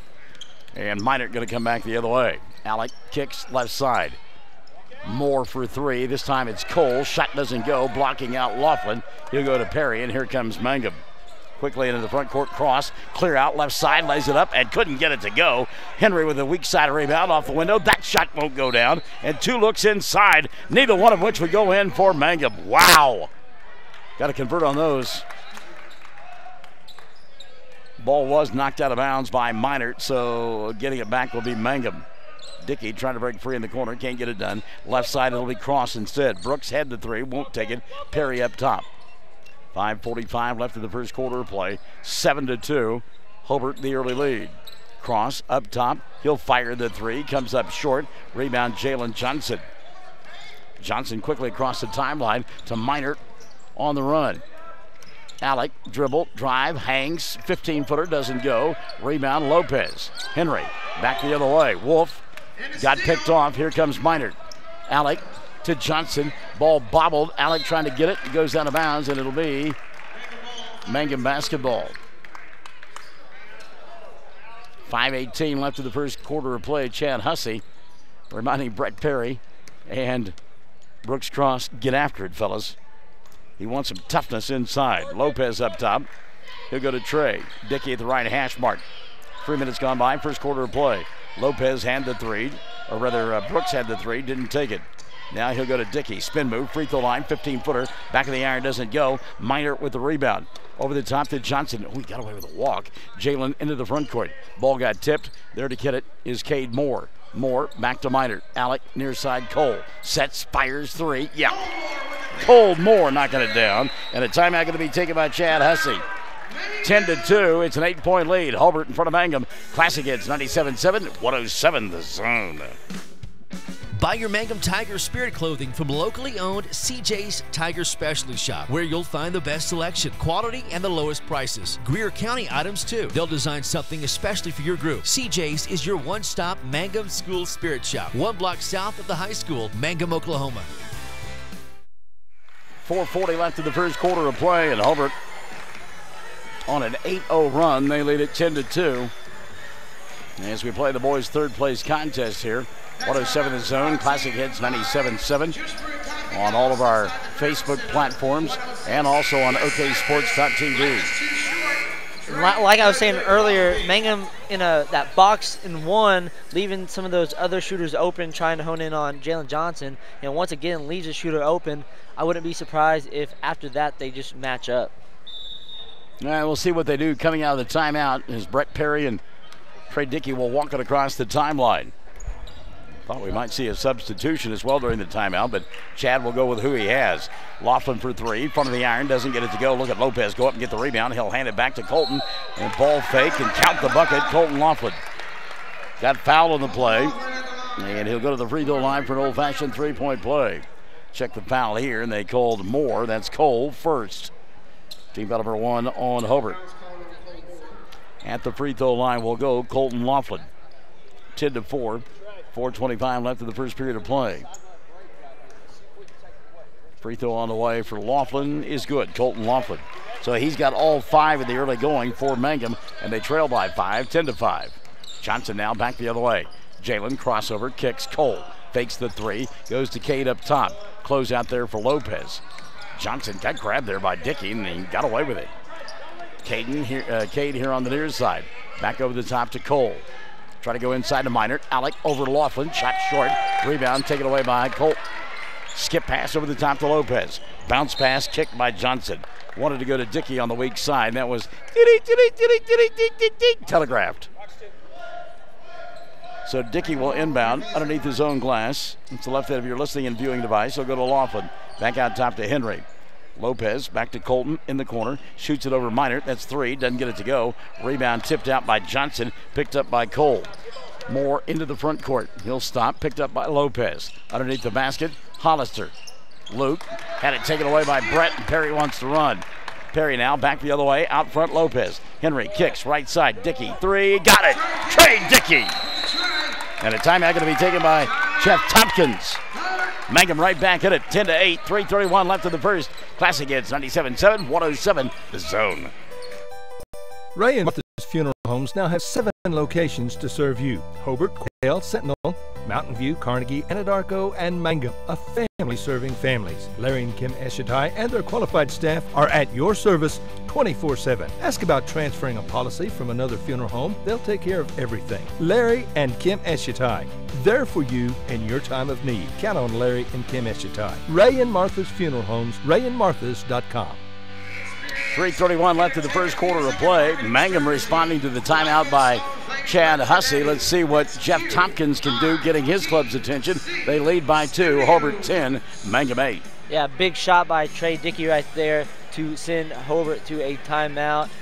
I assume that Coach Tompkins probably drew up some sort of defense to stop that. So Moore will inbound. That is Cole. He'll go to Minert and back to Cole to bring it across the timeline. 3:25 left in the first period of play. Cole hands it off to Jalen. Johnson picked up by Perry. Comes here on the near side. Kicks right side to Cade. Over the top to Minert. Alec dribble, drive, over, cross, shot short. Brooks with the rebound though for the Tigers. He'll go to Dickey. Trey down the far sideline. Dickey slows it down, leaves it in the corner. Lopez. Henry, 3 ball, no. Rebound, cross. Brooks double team, forces, shot won't go. He'll get fouled and will go to the line to shoot 2. Foul going to be called on Marcus Hollister, who came in during that timeout. First on Hollister.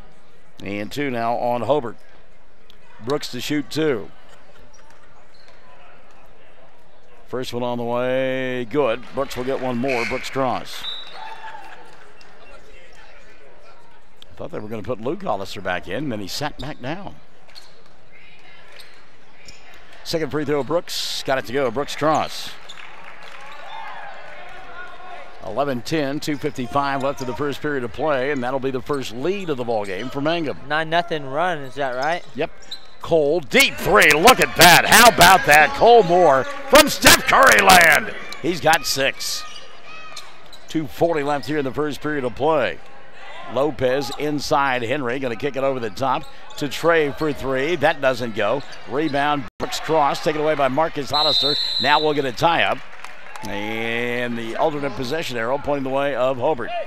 Bearcats by a pair, 13-11, 2:31 left in the first quarter of play. Oh, it's Mangum ball instead. Dickey over the top, catch made by Laughlin. Colton kicks right side, Lopez. Henry for 3, and it goes! Henry Lopez! That'll make it 14-13. Mangum on top by 1. 2:15 left here in the first quarter of play. Johnson out top. Jalen off the bounce. He'll go inside, get fouled, and go to the line to shoot 2. Jalen Johnson. And did they only give a 2 to Lopez a moment ago? That's what it says on the scoreboard, but I'm not sure. I thought the ref. No, they did. They did. Okay. It's 13-all. That's right. The official had them switch the alternate possession marker. And at the free throw line, Jalen Johnson. Johnson yet to score the ball game. He'll get 2 here. First free throw good for Jalen. By the way, that foul charged to Henry Lopez. Foul on Lopez, his first, and first on Mangum. Brett Perry setting down. And coming into the ball game for Mangum, Scott. Second free throw on the way, no good, and Scott goes up and gets the rebound for the Tigers. They trail by 1, 14-13. Cross into the front court. He'll go middle of the floor to Scott. Now reverse it to Lopez. Hit a 3 a moment ago. Going to fire another one. That one was halfway down. Couldn't get it to go. And Brooks Cross trying to save the rebound and does get it done. Nope, he does not. Looked like Cross threw it off of Marcus Hollister, but they said it was actually touched by Trey Dickey. Good effort by Brooks Cross. Big rebounds here in this game. Some big shots. Minute 40 left in the first quarter of play. Hobart on top, 14-13. Cade Moore between the two circles, and a foul off the ball. Johnson and Scott, and they got Scotter for it. That'll be his first, and now 2 on Mangum. He and Scott really getting after one another. Jalen Johnson, and it's one of those things that I think Scott got the second blow, and that's why he got the foul. Cole into the front court. 90 seconds left, quarter number 1. Moore looking for Cade here on the near side. Back to Cole. Marcus Hollister in the middle of the floor, but not a whole lot going on in the paint right now. Johnson to Cade, now to Cole. Minert, left hash mark. Gets a screen from Hollister. Glides to a stop, Pines in the corner. Cade Moore for 3, shot short.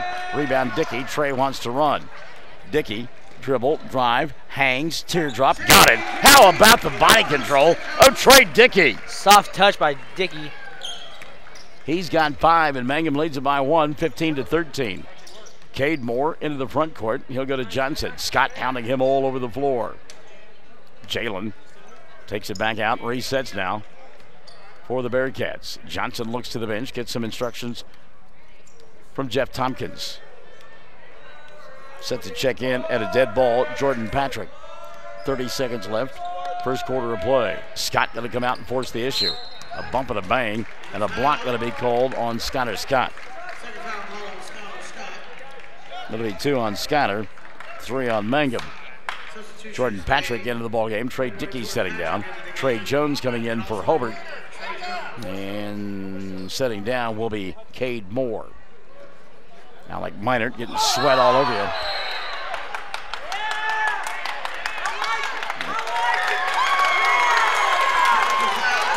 We got a technical foul called here. Did you see what happened? No, I got a ref right here. here. The official was in front of me, and I didn't see what happened. They have called a technical foul on Jalen Johnson. Coach Tompkins not happy whatsoever.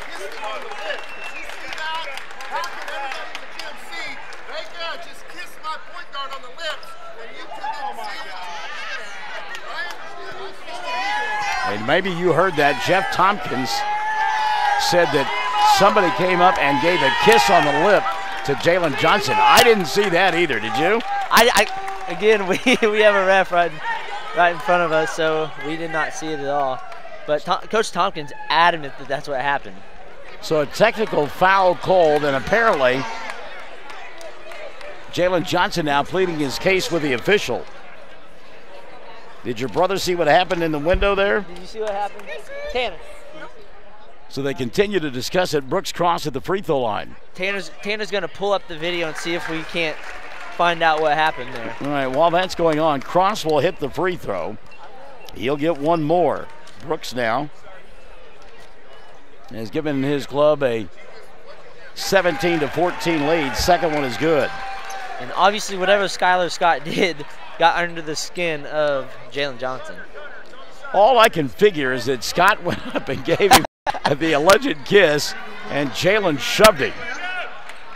Not happy whatsoever. They're looking that up for us on the video. Again, as you pointed out accurately, we've got an official in front of us, and we can't see what happened. So it'll be Mangum basketball after the two made free throws.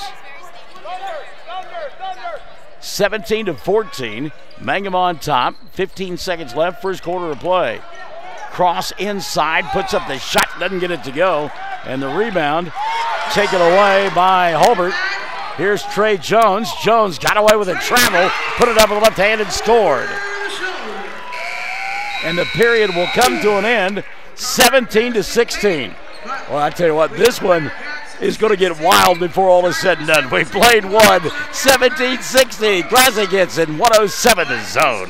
Looking for something special for your Valentine's sweetie this Valentine's Day? I know the perfect place, and they have the sweetest deals in town. It's the Flower Shop on Main in Hobart. Get your orders in early. Angie can make a wonderful gift basket for him or her. She has candies, stuffed animals, snoozy slippers, along with little girl snoozy slippers now too. There's simplified lotions, jewelry, and of course, flowers of all kinds. The Flower Shop on Main in Hobart is the perfect place to find the perfect gift for your sweetie this Valentine's Day. If you need a plumber or a service technician, you need to call Jeff Hohenschel at Jeff's Plumbing, Heat and Air in Mountain View. Now, Jeff does all types of plumbing work, minor to major, plus service work and installation of heating and cooling systems. Jeff works on heat pumps and refrigeration systems. Whatever your problem, if you need service or a new system, call Jeff's Plumbing, Heat and Air in Mountain View. Give him a call at 347-2857, 347-2857. Jeff's Plumbing, Heat and Air, supporting area students. All right, was Tanner able to find the video of what happened? Or is he still looking? I think he's still looking. Well, we're about to figure it out right here. I'll let you know. All right, well, what I was told here at the scores table is that Skylar Scott actually kissed him on the lips. And him being Jalen Johnson, and when that happened, Jalen Johnson either shoved or threw a punch. Brad Gilbert said he was watching, threw a punch. He definitely kissed him on the cheek at least. Oh, he kissed him. All right. So Skylar Scott kissing him, and then Johnson, did he punch him or just push him away? He pushed him pretty hard. Okay. Yeah, they told me that at the scores table. That's what happened as well. Marcus Hollister inside. He'll go out top. 3 ball on the way from Minard. Doesn't get it to go. Cole Moore with a rebound. Moore over the top to Minard. We'll get the 5 on the floor for each club in a minute. There's Minard inside, and a blocking foul going to be called on Colton Laughlin. But Minard went down hard. So Laughlin with the blocking foul, his first. Team foul number 4 called on Mangum. Mangum's got Laughlin, Brett Perry, Jordan Patrick, Brooks Cross, and Henry Lopez out on the floor. Brad Gilbert said he's watching, and he said he did kiss him on the corner of his mouth or around his cheek area. First free throw up and in for Alec. Wow. Minard out there with Marcus Hollister, Trey Jones. Look at the smile on the face of Cole Moore and Brett Perry. They're talking about it. Second free throw up and in. Minard got them both. Wow. So it's an 18-17 ball game now. 1 point lead for Hobart. Jalen Johnson is out there, by the way. Assessed the technical foul. And apparently he didn't throw a punch, because I think if you throw a punch, you're ejected. Yeah, I think so. And I was surprised that Jalen Johnson didn't even come out of the game for a minute after the technical foul. I remember whenever I played, if you got a T, you were done for the night. Yeah, but you played back when they rode dinosaurs to school. So last year. Brett Perry going to get called for a carry as he got his hand underneath the ball. So the turnover going to give it back now to Hobart. And Chad Hussey now an opportunity to visit with the official and said, look, okay, if that's a carry on my side, then it's a carry on the other side as well. Oh, this is going to get testy. This is a fun one here. Third place ball game has all the trappings of a championship game, doesn't it? Cole Moore, deep three on the way. Got it, Cole Moore. How about that? Sweet stroke from Moore. He's got 9 now, and all from behind the arc in the lead 4, 21-17. Hobart on top. Kind of lost sight of that with all the excitement going on. Your dad called it kiss cam earlier. It certainly did turn out that way, didn't it? Jordan Patrick sliding to a stop. He'll go to Brett Perry, and a travel now going to be called on Brett. 6:21 left in the first half of play. Trey Dickey back in for Mangum. And Jordan Patrick will sit down. Trey Jones sits down for Hobart. And Cade Moore has come back in. What I like is when there's some free throws being shot after that. And Perry and Moore standing there laughing about it. That was some good stuff there. 6:10 left here in the first half of play. Minert on the baseline. He will get called for the offensive foul through the shoulder into Colton Laughlin. You think that's some acting, though? I think he set up, but Colton Laughlin definitely sold it. But, hey, props to Colton Laughlin. He has 10 charges on the tournament. Well, I think what got Alec Minert on that is he lowered the shoulder. I don't know that the contact was all that great, but because he dipped that shoulder, makes it a pretty easy call. Now here's Laughlin around Minert. His scoop shot doesn't go. Henry with the rebound in traffic, and Lopez will score. Henry Lopez. Henry now with 5 of the ball game. It's a 2-point contest, 21-19. Jalen Johnson will come back out. Interesting thing will be, does Coach Hussey put Scott back into the ball game? Here's a deep three. Moore, look at him go outside. Cole Moore with a dozen, and all from way behind the arc. 24-19, the lead 5 now for Hobart. Henry Lopez at the right hash mark. He'll go up top now to Brooks at the free throw line. Cross, give it up the dribble, go back to Lopez. Henry way outside. Oh, man! Hey, don't play either one of these guys in a game of horse. You'll lose. Now a turnover by Hobart. Johnson a little bit out of control, threw it away. Trey Jones back into the ballgame now for Hobart. And Marcus Hollister will sit down. Now, I'm telling you, when I say Lopez hit that from 30 feet, that's not an exaggeration. Yeah, he was definitely feeling that one. 24-22. It's a 2-point lead for Hobart. And out of control there is Mangum. Steal and a run out for Moore, and he'll lay it up and in. Trey Dickey that time trying to do too much, lost the ball, and back the other way they go. 26-22. Lopez feeling it, misses the shot. Dickey with the rebound. He'll battle Alec Minert. And it'll be Hobart basketball. And Chad Hussey not sure about that. By the way, Sharif Flores correcting me. I'm the one that played in the days of the dinosaur, not you. I will have you know, I played football, and we did have real actual helmets with face masks. They were not made out of leather, those helmets either. 4:15 left in the first half of play, 26-22. Cole Moore near side to Cade. Cade back to Cole, top of the arc, 3 ball on the way. He cannot miss! Cole Moore! Who's that remind you of? Steph Curry? Yeah, Dickey for 3, and he says, what you can do, I will match you! Oh, this is fun. Dickey now with 8 in the ball game. Cole off the bounce, around cross, puts up the shot, blocking foul going to be called on Colton Laughlin.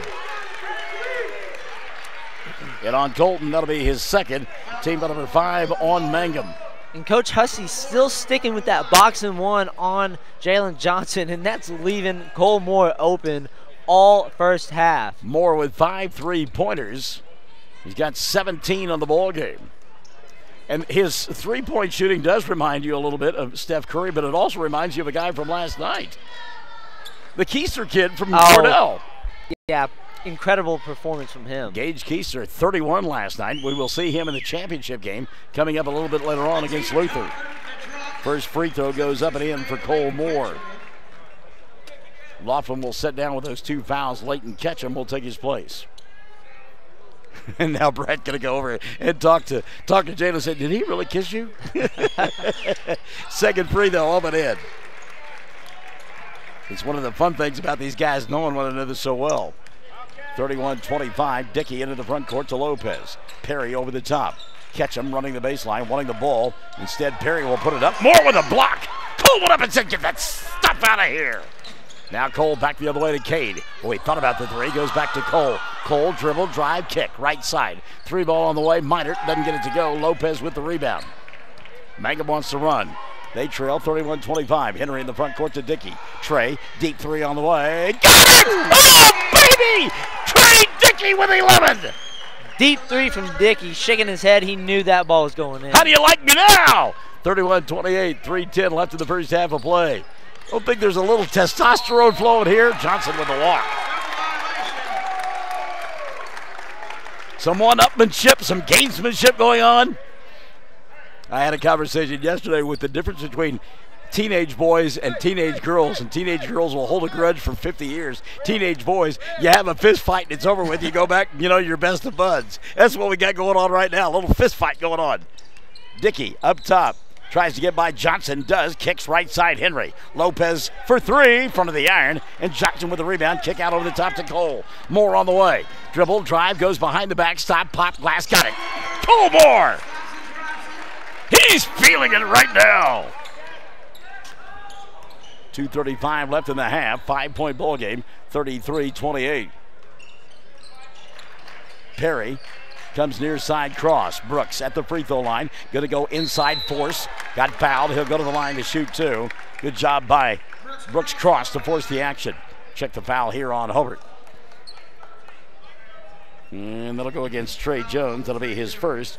And team foul number 5 called against Hobart. So to the free throw line, Brooks Cross. And Cole Moore, he has 21, is that right? I think so, yeah. Wow.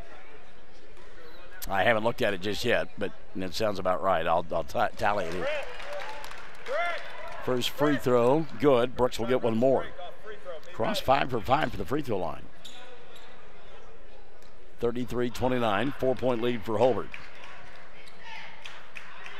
Second free throw on the way. Brooks will miss this one, and Trey Jones will collect the rebound. Back the other way. Here comes Jalen Johnson. Johnson tries to go inside, forces the shot, doesn't get it to go, and Brooks with a rebound. Good job by Cross that time, boxing out to come up with that loose basketball. Trey into the front court. He'll shoot the 3 and go down. Trey Dickey. Oh, baby. Trey Dickey from way outside. 33-32.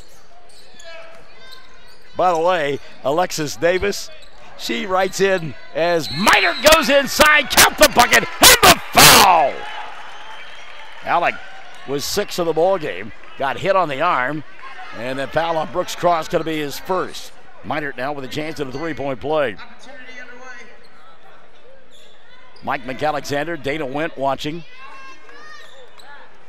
Mary Pando, Cecilia Panetta, Alexis Davis, who said, good job, Skyler. Oh, my. At the free throw line, 3-point opportunity now for Alec Minert, and it goes. Alec now has got 5 in the quarter and 7 for the ball game. 36-32. Minute 30 left here, first half of play.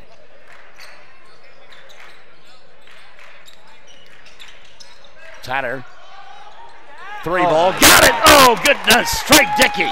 You can't guard that. Nope, he got the screen out high and knocked it down. 1:15 left here in this first half of play. And you can hear Jeff Tompkins to our left telling Alec to move. He does, goes inside, lays it up and in. Alec Miner got the entry pass there from Jalen Johnson. And with a minute left, it's a 4-point ball game, 38-34. Cross the other way. Brooks gets mitered up in the air. Count the bucket. No, a foul going to be called. Boy, Chad Hussey is furious right now. Now the officials are going to talk about it. They waved off the basket. Let's see if they change their mind. Nope, they're not going to change their mind. Foul was on the floor. Called it on Minard. That'll be the second on Alec. Team number 6 called on Hobart. I don't know about that, Michael. I think he might have already been in the air. Well, here's the thing. Minard's up in the air. He comes up underneath him and then puts the shot up so that, 38-34. And again, Chad Hussey for the second game in a row, frustrated with the officials. Dickey over the top. He'll get it to Henry. Back to Trey, who is absolutely on fire. 38-34. Trey was 16. And most of that from behind the arc. 3 ball here by Perry. Doesn't go. Layton Ketchum with the rebound. He'll go to Brooks. Now back to Ketchum. Trey Jones on him. Ketchum going to attack. Now go over the top to Henry. Deep 3 on the way. Not a good shot by Henry. Trying to save it. Trayvon. Dickey does, but it's taken away by Marcus Hollister. And here comes Cole Moore. Moore across the timeline. Dribble. Drive around 2 defenders. Lays it up and in. Cole Moore. 40-34. It's a 6-point ball game. Brooks asking for it in the front court. Dickey, though, will have it knocked out of his hands. That is a kick, inadvertent, by Jalen Johnson. So inbounding it across the way for Mangum will be Lopez. He'll go to the backcourt now to Brett. 10 seconds left in the first half of play. 40-34. And Cross forgot to catch the ball. Brooks was looking inside and looked away, and the ball goes right through his hands and out of bounds. So Hobart will get it back one final time. 7.7 left in the first half. 40-34. Cole Moore on the bounce, going to go inside, over Cross. Shot doesn't go, taps it up, that won't fall. Rebound, Ketchum, and the half will come to an end. Oh, what a half it's been! 40 on the board for Hobart, 34 for Mangum. You and I will come back. Check your halftime numbers. Classic Hits, 97.7, 107, The Zone. For top-notch heating and air conditioning service and installation, you can rely on Payne's Heating and Air, serving Southwest Oklahoma and North Texas from their headquarters in Mangum, Oklahoma. With years of experience and hundreds of satisfied customers, call Payne's Heating and Air Conditioning at 799-5130, 799-5130. If you think you're paying too much for insurance, you should see Van Sims at the Watkins Insurance Agency in Hobart. The Watkins Agency is an independent agency representing several companies, and Van will find you the best rate and the best coverage for the home, automobile, farm insurance, liability, whatever you need. Contact Van Sims at the Watkins Insurance Agency, 320 South Washington in Hobart. Give him a call at 580-726-5190. Friends, check out the January specials at Parts Plus in Hobart. Parts Plus batteries, silver $75.99, platinum $96.99, gold $94.99. Monroe-Matic Plus shock absorbers, they're just $26.99. Mystic Bar and Chain Oil is a bargain at $4.49. Wix cabin air filters start at $17.49, and the performance test antifreeze testers $119 and $2.99. Don't forget our large storage units and low tire prices at Parts Plus in Hobart. Parts and a lot more. Wondering how Western Oklahoma State College can fit into your future? With 25 degree options and more than 20 student organizations, it's easy to join the Pioneer family. Western offers classes online and on campus, making it simple to fit an education into your schedule. Western's tuition is less than half of a four-year university and offers many scholarship opportunities. To find out more about how your future is brighter at Western, visit WOSC.edu. Doggies Jethro, we got us a good one going on here. 40-34, Hobart in front of Mangum at the intermission as the Bearcats outscored the Tigers 24-17 in that second period of play. Let's check your scoring. 23 in the first half for Cole Moore. Moore getting it done as he knocked down 6 3-pointers. Moore with 23. 9 in the first half for Alec Minard. Give 3 to Cade Moore. Luke Hollister with a pair of points. Trey Jones with 2. And Jalen Johnson with 1. From the free throw line, 6 of 7, Hobart. They lead it 40-34. On the other side of the ledger, Trey Dickey now with 17 in the ball game, including 5 3-pointers. Give 8 in the first half to Henry Lopez. He hit a couple of threes. Brooks Cross has got 5. Colton Laughlin with 5. And a 5 of 6 from the free throw line was Mangum in the first half of play. Foul situation. Alec Minard, the only player for Hobart with more than 1. He's got 2. On the other side of the ledger, Skylar Scott and Colton Laughlin with 2 apiece. And at the half, it is 40-34. Mangum trailing Hobart. Second half coming up. Stick and Say. Classic Hits 97.7, 107 The Zone. Kiowa County Farm Bureau agents Greg Holt and Janie Jackson are your neighbors, living beside you, working for you and with you. Complete insurance coverage for the automobile, farm, home, life, and personal go-the-extra-mile service is just part of the package. Farm Bureau. Your Kiowa County agents in Hobart, Snyder, and Mountain View are Greg Holt and Janie Jackson. So for great service and great rates, see Greg or Janie at Kiowa County Farm Bureau offices in Hobart, Snyder, and Mountain View. When it comes to funeral homes, there are several to choose from, but choosing a funeral home that is locally owned offers the advantage of the local owners who are involved right here in the community, helping you during your time of need. Greer Funeral Home owners Carson and Stacy Van Zant are perfect examples of owners who offer that family-like connection that you'd expect from a friend and a neighbor. Greer Funeral Home in Mangum and Granite, providing dignity and respect. Bring hope and peace to a child. Young children of all ages need homes. Please consider opening your loving home to a child in need. Children deserve to grow up in a loving, caring family. We have the services and community connections that can help foster families succeed. Contact your local youth service agency at 580-726-3383 for more details. Abused and neglected children are Oklahoma's most vulnerable population. Help is needed now. Great Plains Youth and Family Services is a proud sponsor of today's broadcast.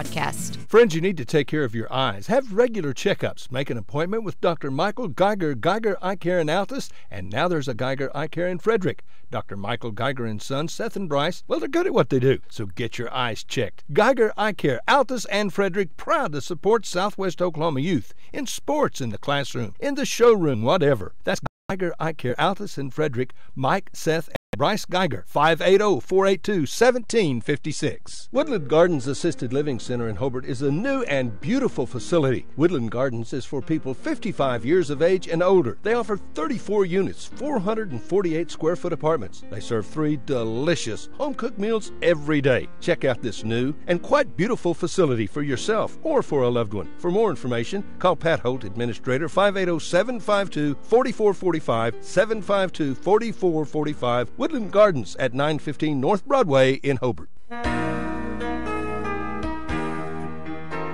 It takes a solid foundation to build a solid business, and nobody understands that better than Frazier Bank. In fact, we have been helping businesses for years, offering startup capital, money for equipment, or money to expand. Talk to one of our loan officers today and start building your business tomorrow. Frazier Bank, member FDIC, and an equal housing lender.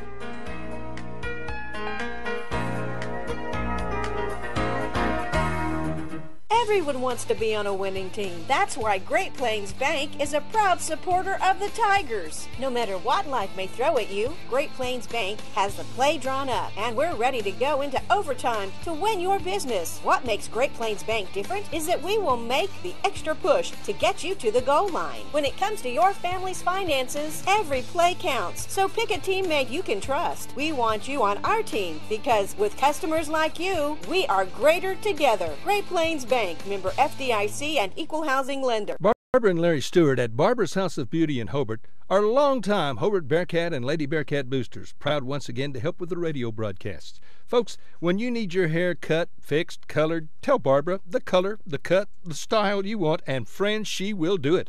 Barbara's been a beautician for a bunch of years, and she's really good. Call for an appointment, 726-3532. Barbara's at 800 South Broadway in Hobart. And go Bearcats. Good luck from Barbara and Larry Stewart, Barbara's House of Beauty in Hobart.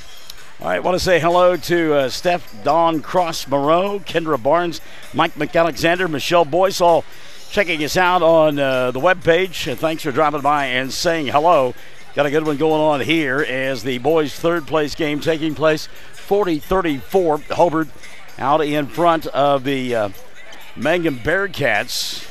Mangum Tigers. Wow, I'm so excited I can't even remember who is what. 40-34 at the intermission. Let's take a timeout and come back, and we'll get ready for the second half of play. 40-34, Hobart on top. Classic Hits 97.7, 107 The Zone.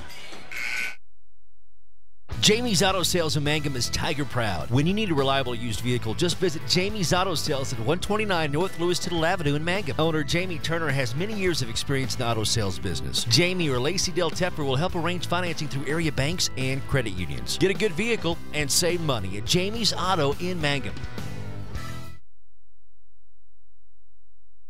All right, second half about to get underway here. Classic Hits 97.7, 107 The Zone. Good to have you alongside in a raucous first half of play, no doubt about it, as we get ready for the second half. Yes, we still got 2 championship ball games to come up. The girls' championship game will feature the Hollis Lady Tigers. They will do battle with the Lady Lions of Luther. And the boys' championship will wrap things up as the Luther Lions will do battle with the Cordell Blue Devils. Second half set to get underway here. It'll be Hobart basketball, left end of your listening device. They are in their home white uniforms with the gold numerals and the blue trim. Mangum, meantime, in the road black with the gray numerals and the orange trim. They'll work on the right end of your listening and or viewing device in the second half of play. It'll be Jalen Johnson, Luke Hollister, Cade and Cole Moore, Alec Minert out on the floor for Jeff Tompkins' team.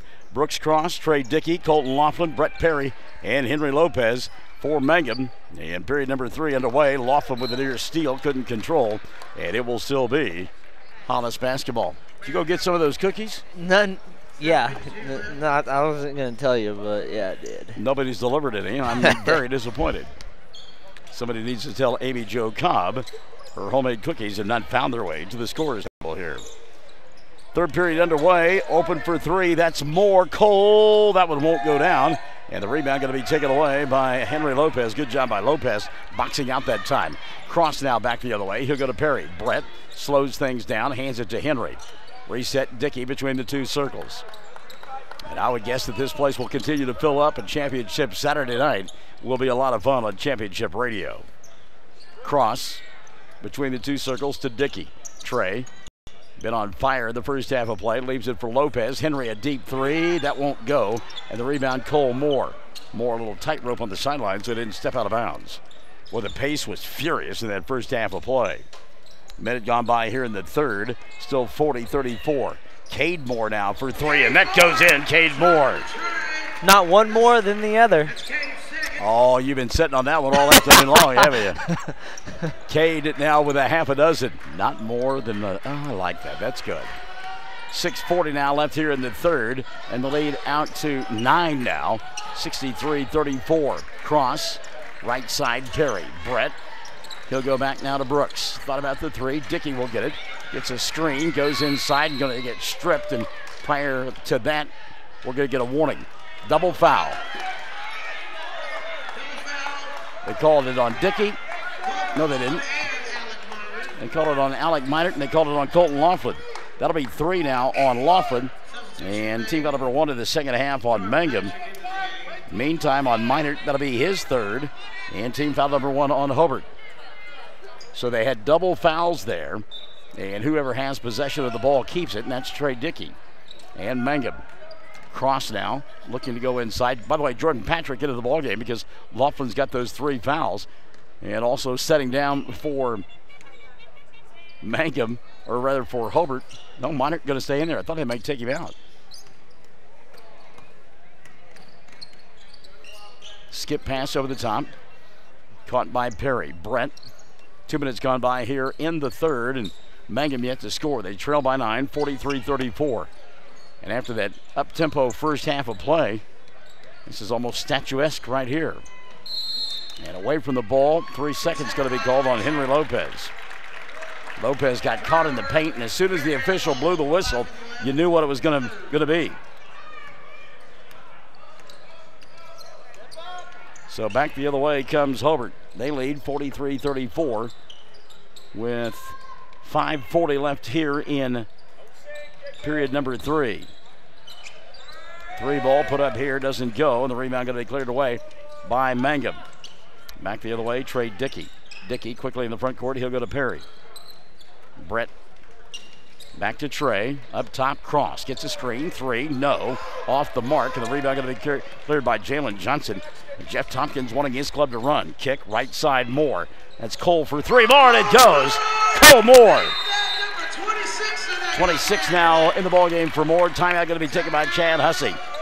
46-34, the lead a dozen. 5:09 left in the third. Classic Hits 97.7, 107 The Zone. Optometrist Dr. Amy Straub is very excited to be the owner of Altus Family Vision, located at 112 Valverde Street. You'll still find the same great staff and professional services because our focus is on you. We'll help you update your glasses and contact prescription, and we do exams for eye diseases like glaucoma and macular degeneration. You're more than just eyes to us. Make an appointment today by calling 580-482-0051. Dr. Amy Straub and Altus Family Vision. Our focus is on you. I think focus is probably what Chad Hussey is talking to his club about right now during that timeout. Yeah, for sure. Mangum come out a little stagnant the second half, needed to pick up the scoring. Probably a timeout that they didn't, or the halftime was something that Coach Hussey really didn't want there. Because you're right, stagnant, good way of describing Mangum here in this second half of play. Trey Dickey now brings the ball across the timeline for the Tigers. Trey, big first half, 17 to lead Mangum in scoring. Perry getting a screen out high from Jordan Patrick. Keep in mind, Colton Laughlin on the bench now with 3 fouls. Patrick goes right side, skips it over the top to Perry. Brett between the 2 circles to Dickey. Trey, near side, Lopez. Henry back to Patrick. 4:40 left here in the third. Good defense by Hobart as they continue to deny. Dickey between the 2 circles. Ball fake now, launches the deep 3. Back of the iron, doesn't go. Ball tipped by Lopez. He'll reset it now to Perry. Brett from 15. Front of the iron won't go, and Alec Minert strong on the rebound. Over the top, he'll go to Moore. Touch pass Johnson. Jalen lays it up and in. It's a sweet pass right there by Cole Moore. It's just the 3rd point of the ball game for Jalen Johnson, but it's a 14-point lead for Hobart over Mangum. 4:10 left here in the third. Perry looking for a screen out high. Nobody can set it. Laughlin going to come in at the next dead ball with those 3 fouls. Well, maybe not. Off the bounce, Trey Dickey. Dickey bobbled momentarily. Now going to go inside and get fouled. Hold going to be called on Cole Moore. That'll be his second. And team foul number 2 of the second half on Hobart. Jordan Patrick setting down. Colton Laughlin back in. And again, keep in mind, he's got 3 fouls. Dickey to inbound. 3:57 left here in the third. He'll go to Laughlin up top now to Brett. Perry, little bounce pass near his side. Dickey. Boy, Cross really working hard. Going to get the ball on the baseline. Tries to get Hollister off of his feet. Good job by Luke to stay square. Now Dickey around Johnson and he'll score. 19 now for Trey Dickey. And it's 48-36, 3:38 left here in the third. First 2 points of the third quarter for Mangum. Yeah, finally they get on the board after just such a slow start. Minert inside around Cross. Shot won't go. Foul going to be called. Alec Minert goes down hard. Brooks Cross for the personal. On Brooks, that'll be his second. And team foul number 2 called on Mangum in the second half. So the foul was on the floor, so no free throws for Cross, or rather for Minert. Deep 3 here. Cade Moore didn't get it to go. Rebound cleared off by Trey. Dickey coming across the timeline. He'll dribble, drive. Johnson on him. Throws it up over him anyhow. Misses the shot. Rebound. Brooks Cross, and Cross going to get hammered. Check the foul. That'll go against Luke Hollister. That'll be the first on Luke. And team foul number 3 called on Hobart in the second half. 48-36, 3:10 left, third period. Henry going to inbound the basketball now for Mangum. Lopez goes to Laughlin, and Colton will go get it in the backcourt, and he'll give it up to Dickey, and a reset now the offense for Mangum. Perry at the left hash mark. Laughlin asks for it, fakes the three. Minard on him. Jab step, screen, cross. Crossover. Colton may have gotten away with a little double dribble there. As Dickey will get the basketball, he'll spin, shoot it over Johnson, and score. Coach Hussey looking for some defense now. His club trails by 10, 48-38. 2:39 left here in the third period. And now Cole and Cademore going to back things out and slow it down for Hobart. Yeah, the pace of play has been furious, no doubt about it. Cole near the timeline. 2:20 left here in the third. Lopez going to come out and force the issue. Cole gets inside the arc and then takes it back outside to Alec. And again, you got to, if you've got somebody on you defensively, you got to either give up the ball or take it inside that hash mark within 5 seconds. Cole going to do that here. Comes to Hollister, where Luke wanted to put up a shot, but he bobbled the ball, and a reset now out high. Here comes Johnson flashing by. He'll come to Cole. Minute 55 left in the third. Still a 10-point ball game. Championship games coming up next. Yes, we will have on the girls' side Hollis doing battle with Luther, and then Luther and Cordell in the boys' nightcap. Minute 40 left here in the third, and you can hear Hussey squared on the bench. That's Mr. and Mrs. saying that there was a push off that time by Moore. They'll put up the shot, miss it, rebound Laughlin. Henry now on the run out. Lopez dribble, drive, kicks left side. 3 ball on the way. That's short. Rebound put back. Cross didn't go. And the rebound going to be taken away by Hollister, and a missed opportunity there for the Tigers. Moore into the front court to Minard. Little double clutch and shoots it over cross and scores. Alec Minard now with 11 in the ball game. 50-38, 1:05 remaining. Cross back the other way. Underneath the basket, he'll put it up and score. Brooks Cross. 7 in the ball game for Brooks. That'll make it 50-40 with 55 seconds left in the third quarter of play. Johnson into the front court. Jalen will run clock at the timeline. Nobody going to come out and force the issue, so Jalen check the scoreboard, and there's 40 seconds left here in the third. Both Mangum and Hobart will play on Tuesday of next week. Mangum will be at home. They will play host to Cordell. You'll listen to Mangum on Classic Hits 97.7 and Hobart on 107 The Zone. Down to 20 seconds left here in the third quarter of play. Jalen Johnson been held in check all night long. Johnson with only 3 points in the ball game. Yeah, Brett Perry's done a really good job on Johnson this afternoon. They went boxing one, but now they're matched up. All right, 5 seconds left in the quarter. Johnson and a blocking foul prior to the shot. Trey Dickey with 3 seconds left here in the third period of play. Wow. It's the first on Trey. Team foul number 3 called on Mangum. And Chad Hussey not all that upset with that call there, is he? I would not be upset at all. Lob on the inbounds play. Minard to catch it. He got it to go. Alec Minard. And with that, the quarter will come to an end. 52-40. The lead 12 as we go to the fourth. Hobart out in front of Mangum. Classic Hits 97.7, 107 The Zone. Travis Septic Tank Service can handle everything related to septic tank maintenance and cleaning, including commercial applications. Call Travis Septic Tank Services at 580-782-2384. That's 782-2384. Travis says, go Mangum Tigers. Folks, hopefully you've been in and seen the improvements and additions that we've made at Klink Supermarket in Hobart recently. Now, we hope you'll find our store looking better and better stocked than it's ever been.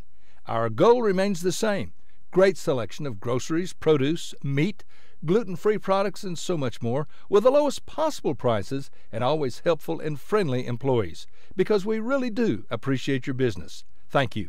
Neil Hobbs and staff, Klink Supermarket in Hobart, proud Bearcat boosters.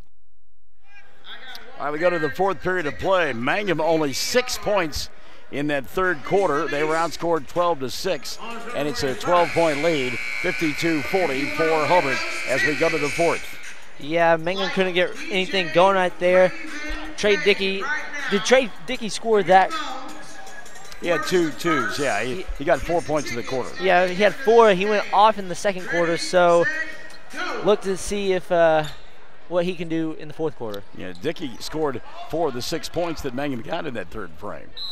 So we go to the fourth. It'll be Hobart and Mangum in this boys' third place game. Trey Dickey, Henry Lopez, Colton Laughlin, Brett Perry, and Brooks Cross out on the floor for Mangum. They go to work offensively on the right end of your listening and or viewing device. Laughlin with the 2, didn't get it to go. Moore with the run out. Cole, dribble, drive, glass, and he'll get it. Cole Moore now with 28 in the ball game. Jalen Johnson, Moore squared. Luke Hollister and Alec Minert out on the floor for the Bearcats in their home white uniforms, gold numerals, and blue trim. Henry here on the near side. 7:25 left of the ball game. Cross going to go in around Minert and score. Brooks Cross now with 9. Brooks beat both Minert and Luke Hollister to the rack. 54-42. Minert inside over Laughlin. Shot doesn't go. Rebound Colton. He'll hand it off to Trey. Dickey, baseball pass out front to Cross. Brooks cut off and lost the ball out of bounds, but they said it was touched by Cole Moore. Another one of those missed opportunities there, I would say. Yeah, Brooks Cross couldn't handle that pass, but luckily they get the ball back. 3 ball dialed up here by Laughlin, and Colton will score. Threw that up and over Alec Minert. Laughlin now with 8 in the ball game. It's his first 3 of the contest. 54-45. 6:45 left in the contest. Minert out high. He'll go to Cole. Moore hands it off to Johnson. Jalen, baseball pass left side to Hollister. Back out top. Moore, 2 more, 3 more for Cole Moore. Here's Cole Moore. 31 in the ball game for Cole. Wow.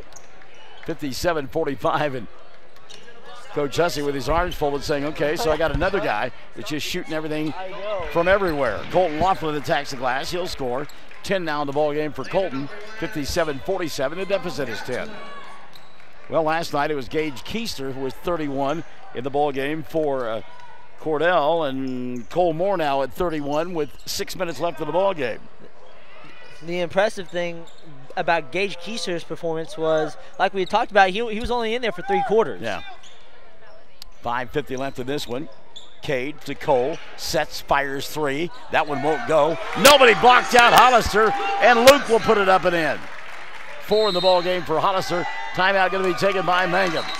59-47, they trail by 12. 5:40 remaining. We're back after this. Classic hits 97.7, 107 is zone. The Castle Insurance Agency of Mangum is celebrating 80 years in business and 4 decades of Mangum Tiger and Lady Tiger graduates. The Castle Insurance Agency has had and will continue to have a long-term commitment to support Mangum students on the field and off the field. For auto, home, farm, bonds, crop, oil field, or commercial insurance, please call or stop by the Castle Insurance Agency, 122 South Pennsylvania in Mangum. Call 782-3049. That's 782-3049. The Castle Insurance Agency of Mangum. Friends, you need to take care of your eyes. Have regular checkups. Make an appointment with Dr. Michael Geiger, Geiger Eye Care in Altus, and now there's a Geiger Eye Care in Frederick. Dr. Michael Geiger and Sons, Seth and Bryce, well, they're good at what they do, so get your eyes checked. Geiger Eye Care, Altus and Frederick, proud to support Southwest Oklahoma youth in sports, in the classroom, in the showroom, whatever. That's Geiger Eye Care, Altus and Frederick.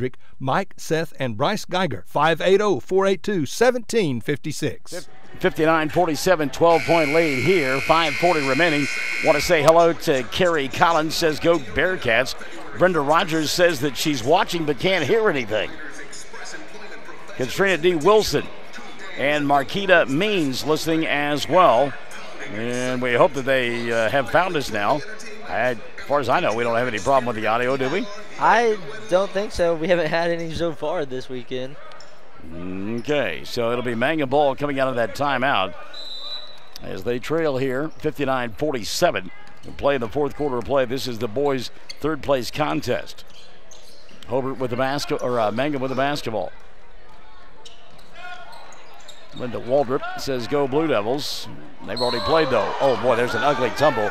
Brett Perry and Cole Moore colliding, and there's nothing heinous about that. It was just a collision. A couple of guys hustling for the basketball. Just like a corner and a wide receiver go up and get it, but Cole Moore just got the bad end of the deal, ended up on the ground. Well, there was no foul on the play. Ball just goes out of bounds. So it'll be Hobart basketball. Hollister gets the inbounds pass. He'll leave it in the corner, and Cade Moore can't handle the pass. Mangum will get it back. Down by a dozen, 59-47. 5:21 remaining. Trey Jones has come in, and Cade Moore will sit down for the Bearcats. Trey Dickey running the offense. Dickey coming across the timeline. Trey, deep three on the way. No, off the mark. Cross of the rebound, put back, and it goes. Good job by Brooks. Trey Dickey's three. Whenever you said deep, that ball was deep. 11 now for Cross. Cole Moore into the front court. Goes by a couple of defenders, but he stepped out of bounds to do it. Turnover, going to give it back to Mangum. 10-point ball game, 59-49. 4:59 remaining, so still a ton of time if you're a Mangum fan. Yeah, for sure. Just a couple of stops and a couple of big buckets. Maybe Trey Dickey can get on the board here soon. Dickey for three. Back of the iron doesn't go. Long rebound. Alec might track it down. Does. Triple team. He'll go to Hollister. Hollister with a catch. In the front court, Trey Jones. Jones going to lay it up and score. Trey Jones. 4 now for Trey, and now Mangum going to throw the ball away. 61-49. Frustration for Chad Hussey. Minor to inbound right in front of him. He'll go to Jalen Johnson. And again, Johnson been held in check all afternoon long. He's only got 4 points, but his club leads it by a dozen, 61-49. Minert will go to Johnson. Spins away from Cross. Dribble, penetrate, kick, out top, Minert. Alec inside, attacks the glass, and he'll score. Alec Minert. Minert could jump out of the gym. All he had to do was tap it in. Alec now with 15. Midway point, quarter number 4. 63-49. Dump it inside to Brooks. Cross battling with Hollister, and Luke pokes it out of bounds. It'll still be Mangum basketball. Cross, he's got to look around the official going, really? He can hit me like that? So Dickey to inbound it. Trey looking. Kicks it over the top to Cross. Well, Luke Hollister could have just put up his hand and grabbed that one. Dickey bobbled momentarily, got it back. Trey gets a screen out high. Kicks it right side, Brett. 3 ball on the way. Perry, back of the arc. No, rebound Cole Moore. Moore into the front court. Lopez will slow him down, and Cole will come here on the near side to Minert. 3:35 left of the ball game. Alec cut off by Laughlin. Goes back to Johnson. Draws the double team out near the timeline. Skips it over the top to Alec. Game of keep away going on. And again, Alec going to go inside. Misses that shot. Lost the ball on the way up. Thought he got hammered on the arm. Here comes Dickey back the other way. Kicks right side. 3 ball Laughlin. No. Long rebound tapped out. Henry trying to save it. Can't get it done as Trey Jones will take it away from him. And he'll give it up to Cole Moore. 3:10 left of the ball game. And again, Hobart going to slow things down. Moore now tries to go by Lopez. Does. Puts it up. Comes up short. Put back by Moore. No good. Lopez gets the rebound on the second missed attempt. And here comes Trey. Dickey to Perry. Gets a screen from Brooks and lays it up and in. Nice screen there by Brooks Cross. That's the first field goal of the ball game for Brett Perry. 63-51. 2:45 remaining. Minert high over the top. Caught by Hollister. He'll go to Jones. Trey with the left hand. Shot doesn't go. Rebound Henry Lopez. Jeff Tompkins now. It's his turn to be frustrated. Perry back the other way. Brett to Colton. Laughlin. And stepped out of bounds. Wow. Some frustration there, and that's kind of the ball game here this evening for Mangum. Timeout going to be taken by the Tigers. 2:31 remaining. They trail 63-51. For Classic Hits 97.7, 107 The Zone. Taking care of your family is easy and convenient at the JCMH Family Care Medical Clinic in Mangum. Located at 114 South Lewis Tittle in Mangum, Dr. Lonnie Perryman and nurse practitioner Patty Burks provide a comprehensive, full-service family practice, including care for children and adults, including geriatrics. Call 782-3393 for appointments at the JCMH Family Care Medical Clinic in Mangum. One of the biggest basketball fans in Oklahoma is Larry Halford from Hobart. Larry coached Hobart girls basketball in the 60s, junior high, high school, all levels. And in 7 years, Larry won a lot of ball games. And for the last 45 or so years, Larry has been Hobart's #1 fan. He goes to all the games. In fact, Larry's seen over 3,000 Hobart Bearcat basketball games. He's a real fan. So go Bearcats and Lady Bearcats from the Halford family. Larry and Brad, Jim and Marty, the Halfords from Hobart. All right, let's give you a game reset now. It's a 12-point ball game.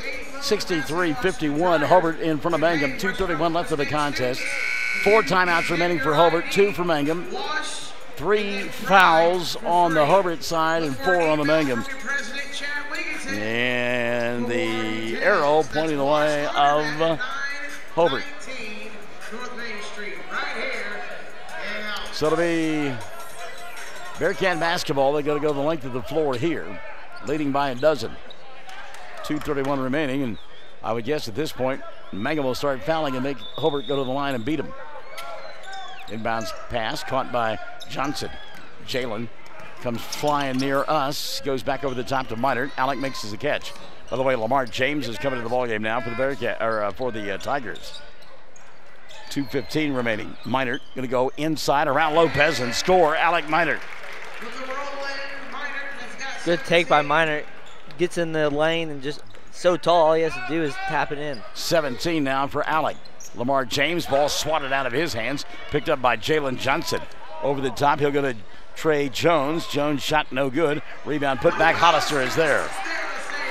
Luke Hollister now with 6. And another timeout taken by Chad Hussey. Minute 50 remaining. His club trails 67-51. Classic hits 97.7, 107 The Zone. Friends, if you can dream it, Michael can build it at Double Diamond Welding and Fabrication in Hobart. Come check out all the yard art, the OU and OSU items, so doggone much more at Double Diamond. Hey, do you need cattle panels, a trailer, a cattle chute, a feeder? Michael has the equipment and the know-how when it comes to welding. Metal sales by the inch or by the foot. Michael, Misty, Marshall, Micaiah, and now little Maverick Wright. The Wright family, Double Diamond Welding and Fabrication in the old Ford store in Hobart. Kirk and Todd Duff and Shelley and Jolie at Power Plus Beef Genetics just east of Hobart are a 4th-generation farm and ranch family breeding Angus and A-plus cattle. Kirk and Todd are both Hobart graduates. Both are active in the community and church and a whole lot of other things. They're Bearcat fans, and they encourage you to support our youth in all their activities. Attend all the games you can. Proud to be Bearcat boosters, expecting another great year. So good luck, Bearcats and Lady Bearcats, from Kirk and Todd Duff, Duff Brothers Beef Genetics. By the way, Na Cole tells us that the sound is fine. So we appreciate that, although she wants your brother to pan up just a bit to the clock. Are you buying that? Pan up to the clock. That's what it said. I'm just repeating the note, that's all. Don't shoot me, I'm the messenger. So here we go.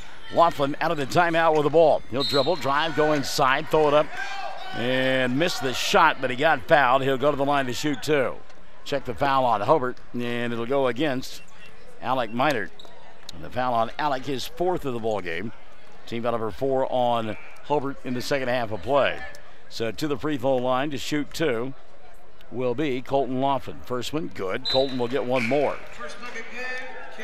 Cade Moore going to come back in, and Trey Jones will sit down. Laughlin was 6 in the quarter and 11 for the ball game. Second free throw on the way. It's good as well. So Laughlin will make it 67-54. Here's the overplay by Dickey, but a good catch in traffic there. And back the other way comes this group from Hobart. And again, they're going to play catch and keep away. Cole Moore's had a big afternoon. We'll go to Jalen Johnson, back to Cole. Minute 20 and running here in the 4th period of play. The lead is 13.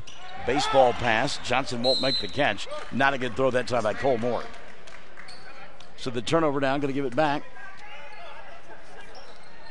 to Mangum. Chad Hussey, a lighthearted moment with the official. Not been many of those in the 3-day tournament. Back the other way, Dickey. He'll leave it left side, Lopez. Henry got it to go. Henry Lopez.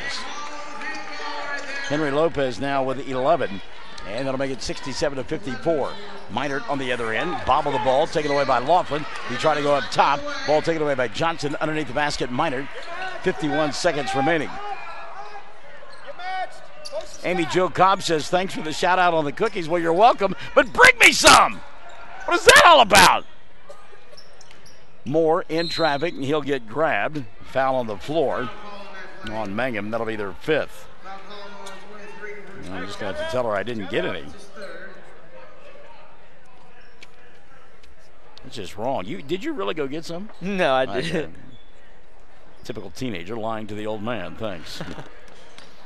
Cade Moore gets the inbounds pass. Down to 30 seconds left of the ball game. So Hobart is going to win this thing. And they'll take home the third place crown. Hollister underneath the basket won't take the shot. And that's some pretty good discipline right there. Cole Moore going to get fouled by Henry Lopez. And I'm not so sure that that's what Coach Hussey was looking for there. That'll be the second on Henry. And team foul number 5 called on Hobart. 22.4 left of the ball game. Skip pass into the backcourt, caught by Johnson. A little bump and a bang. Brett Perry. Brett, and you can hear Coach Hussey say no foul now. Brett fouls him anyhow. So Perry will pick up the personal. That'll be his first of the ball game. And team foul number 7 called on Mangum. So with 14.3 left of the ball game, Jalen Johnson will go to the free throw line to shoot 1 and 1.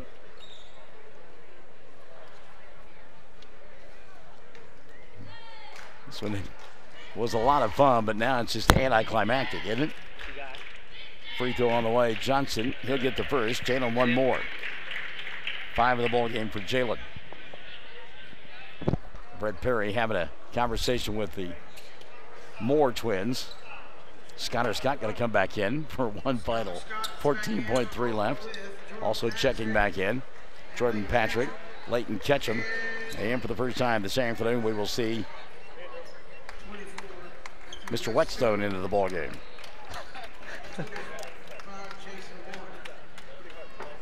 So Chad clearing his bench to give his kids an opportunity to be recognized by the fans.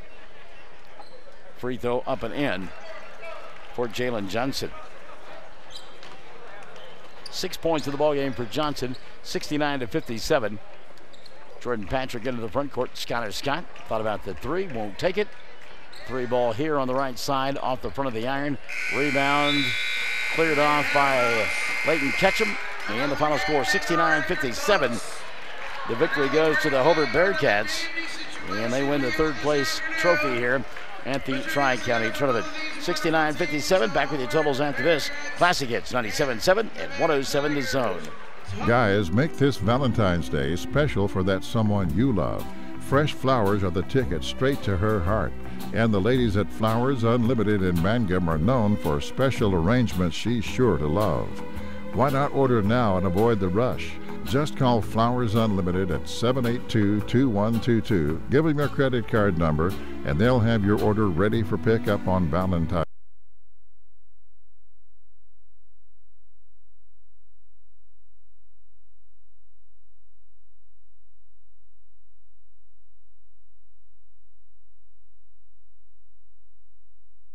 All right, welcome back to Western Oklahoma State College. And it's a 69-57 victory for the Bearcats of Hobart as they scored 17 in that fourth and final period. Our player of the game, no doubt about it, Cole Moore, 31 in the victory. Moore, our WOSC player of the game, he had 31. Alec Minard in double figures was 17. 6 apiece on the afternoon for Jalen Johnson, Cade Moore, and Luke Hollister, and Trey Jones with 4. 8 of 9 for the free throw line was Hobart, and again they'll win it by a final score of 69-57. On the other side of the ledger, 21 in the victory for Trey Dickey, 11 apiece Brooks Cross and Henry Lopez, 2 in the ball game for Brett Perry, as Mangum was 7 of 8 from the free throw line, and again the final score was 69-57. So we've got 4 down, 2 to go. Championship Saturday night about to unfold on Championship Radio. 107 The Zone and Classic Hits 97.7. Guys, make this Valentine's Day special for that someone you love. Fresh flowers are the ticket straight to her heart. And the ladies at Flowers Unlimited in Mangum are known for special arrangements she's sure to love. Why not order now and avoid the rush? Just call Flowers Unlimited at 782-2122. Give them your credit card number, and they'll have your order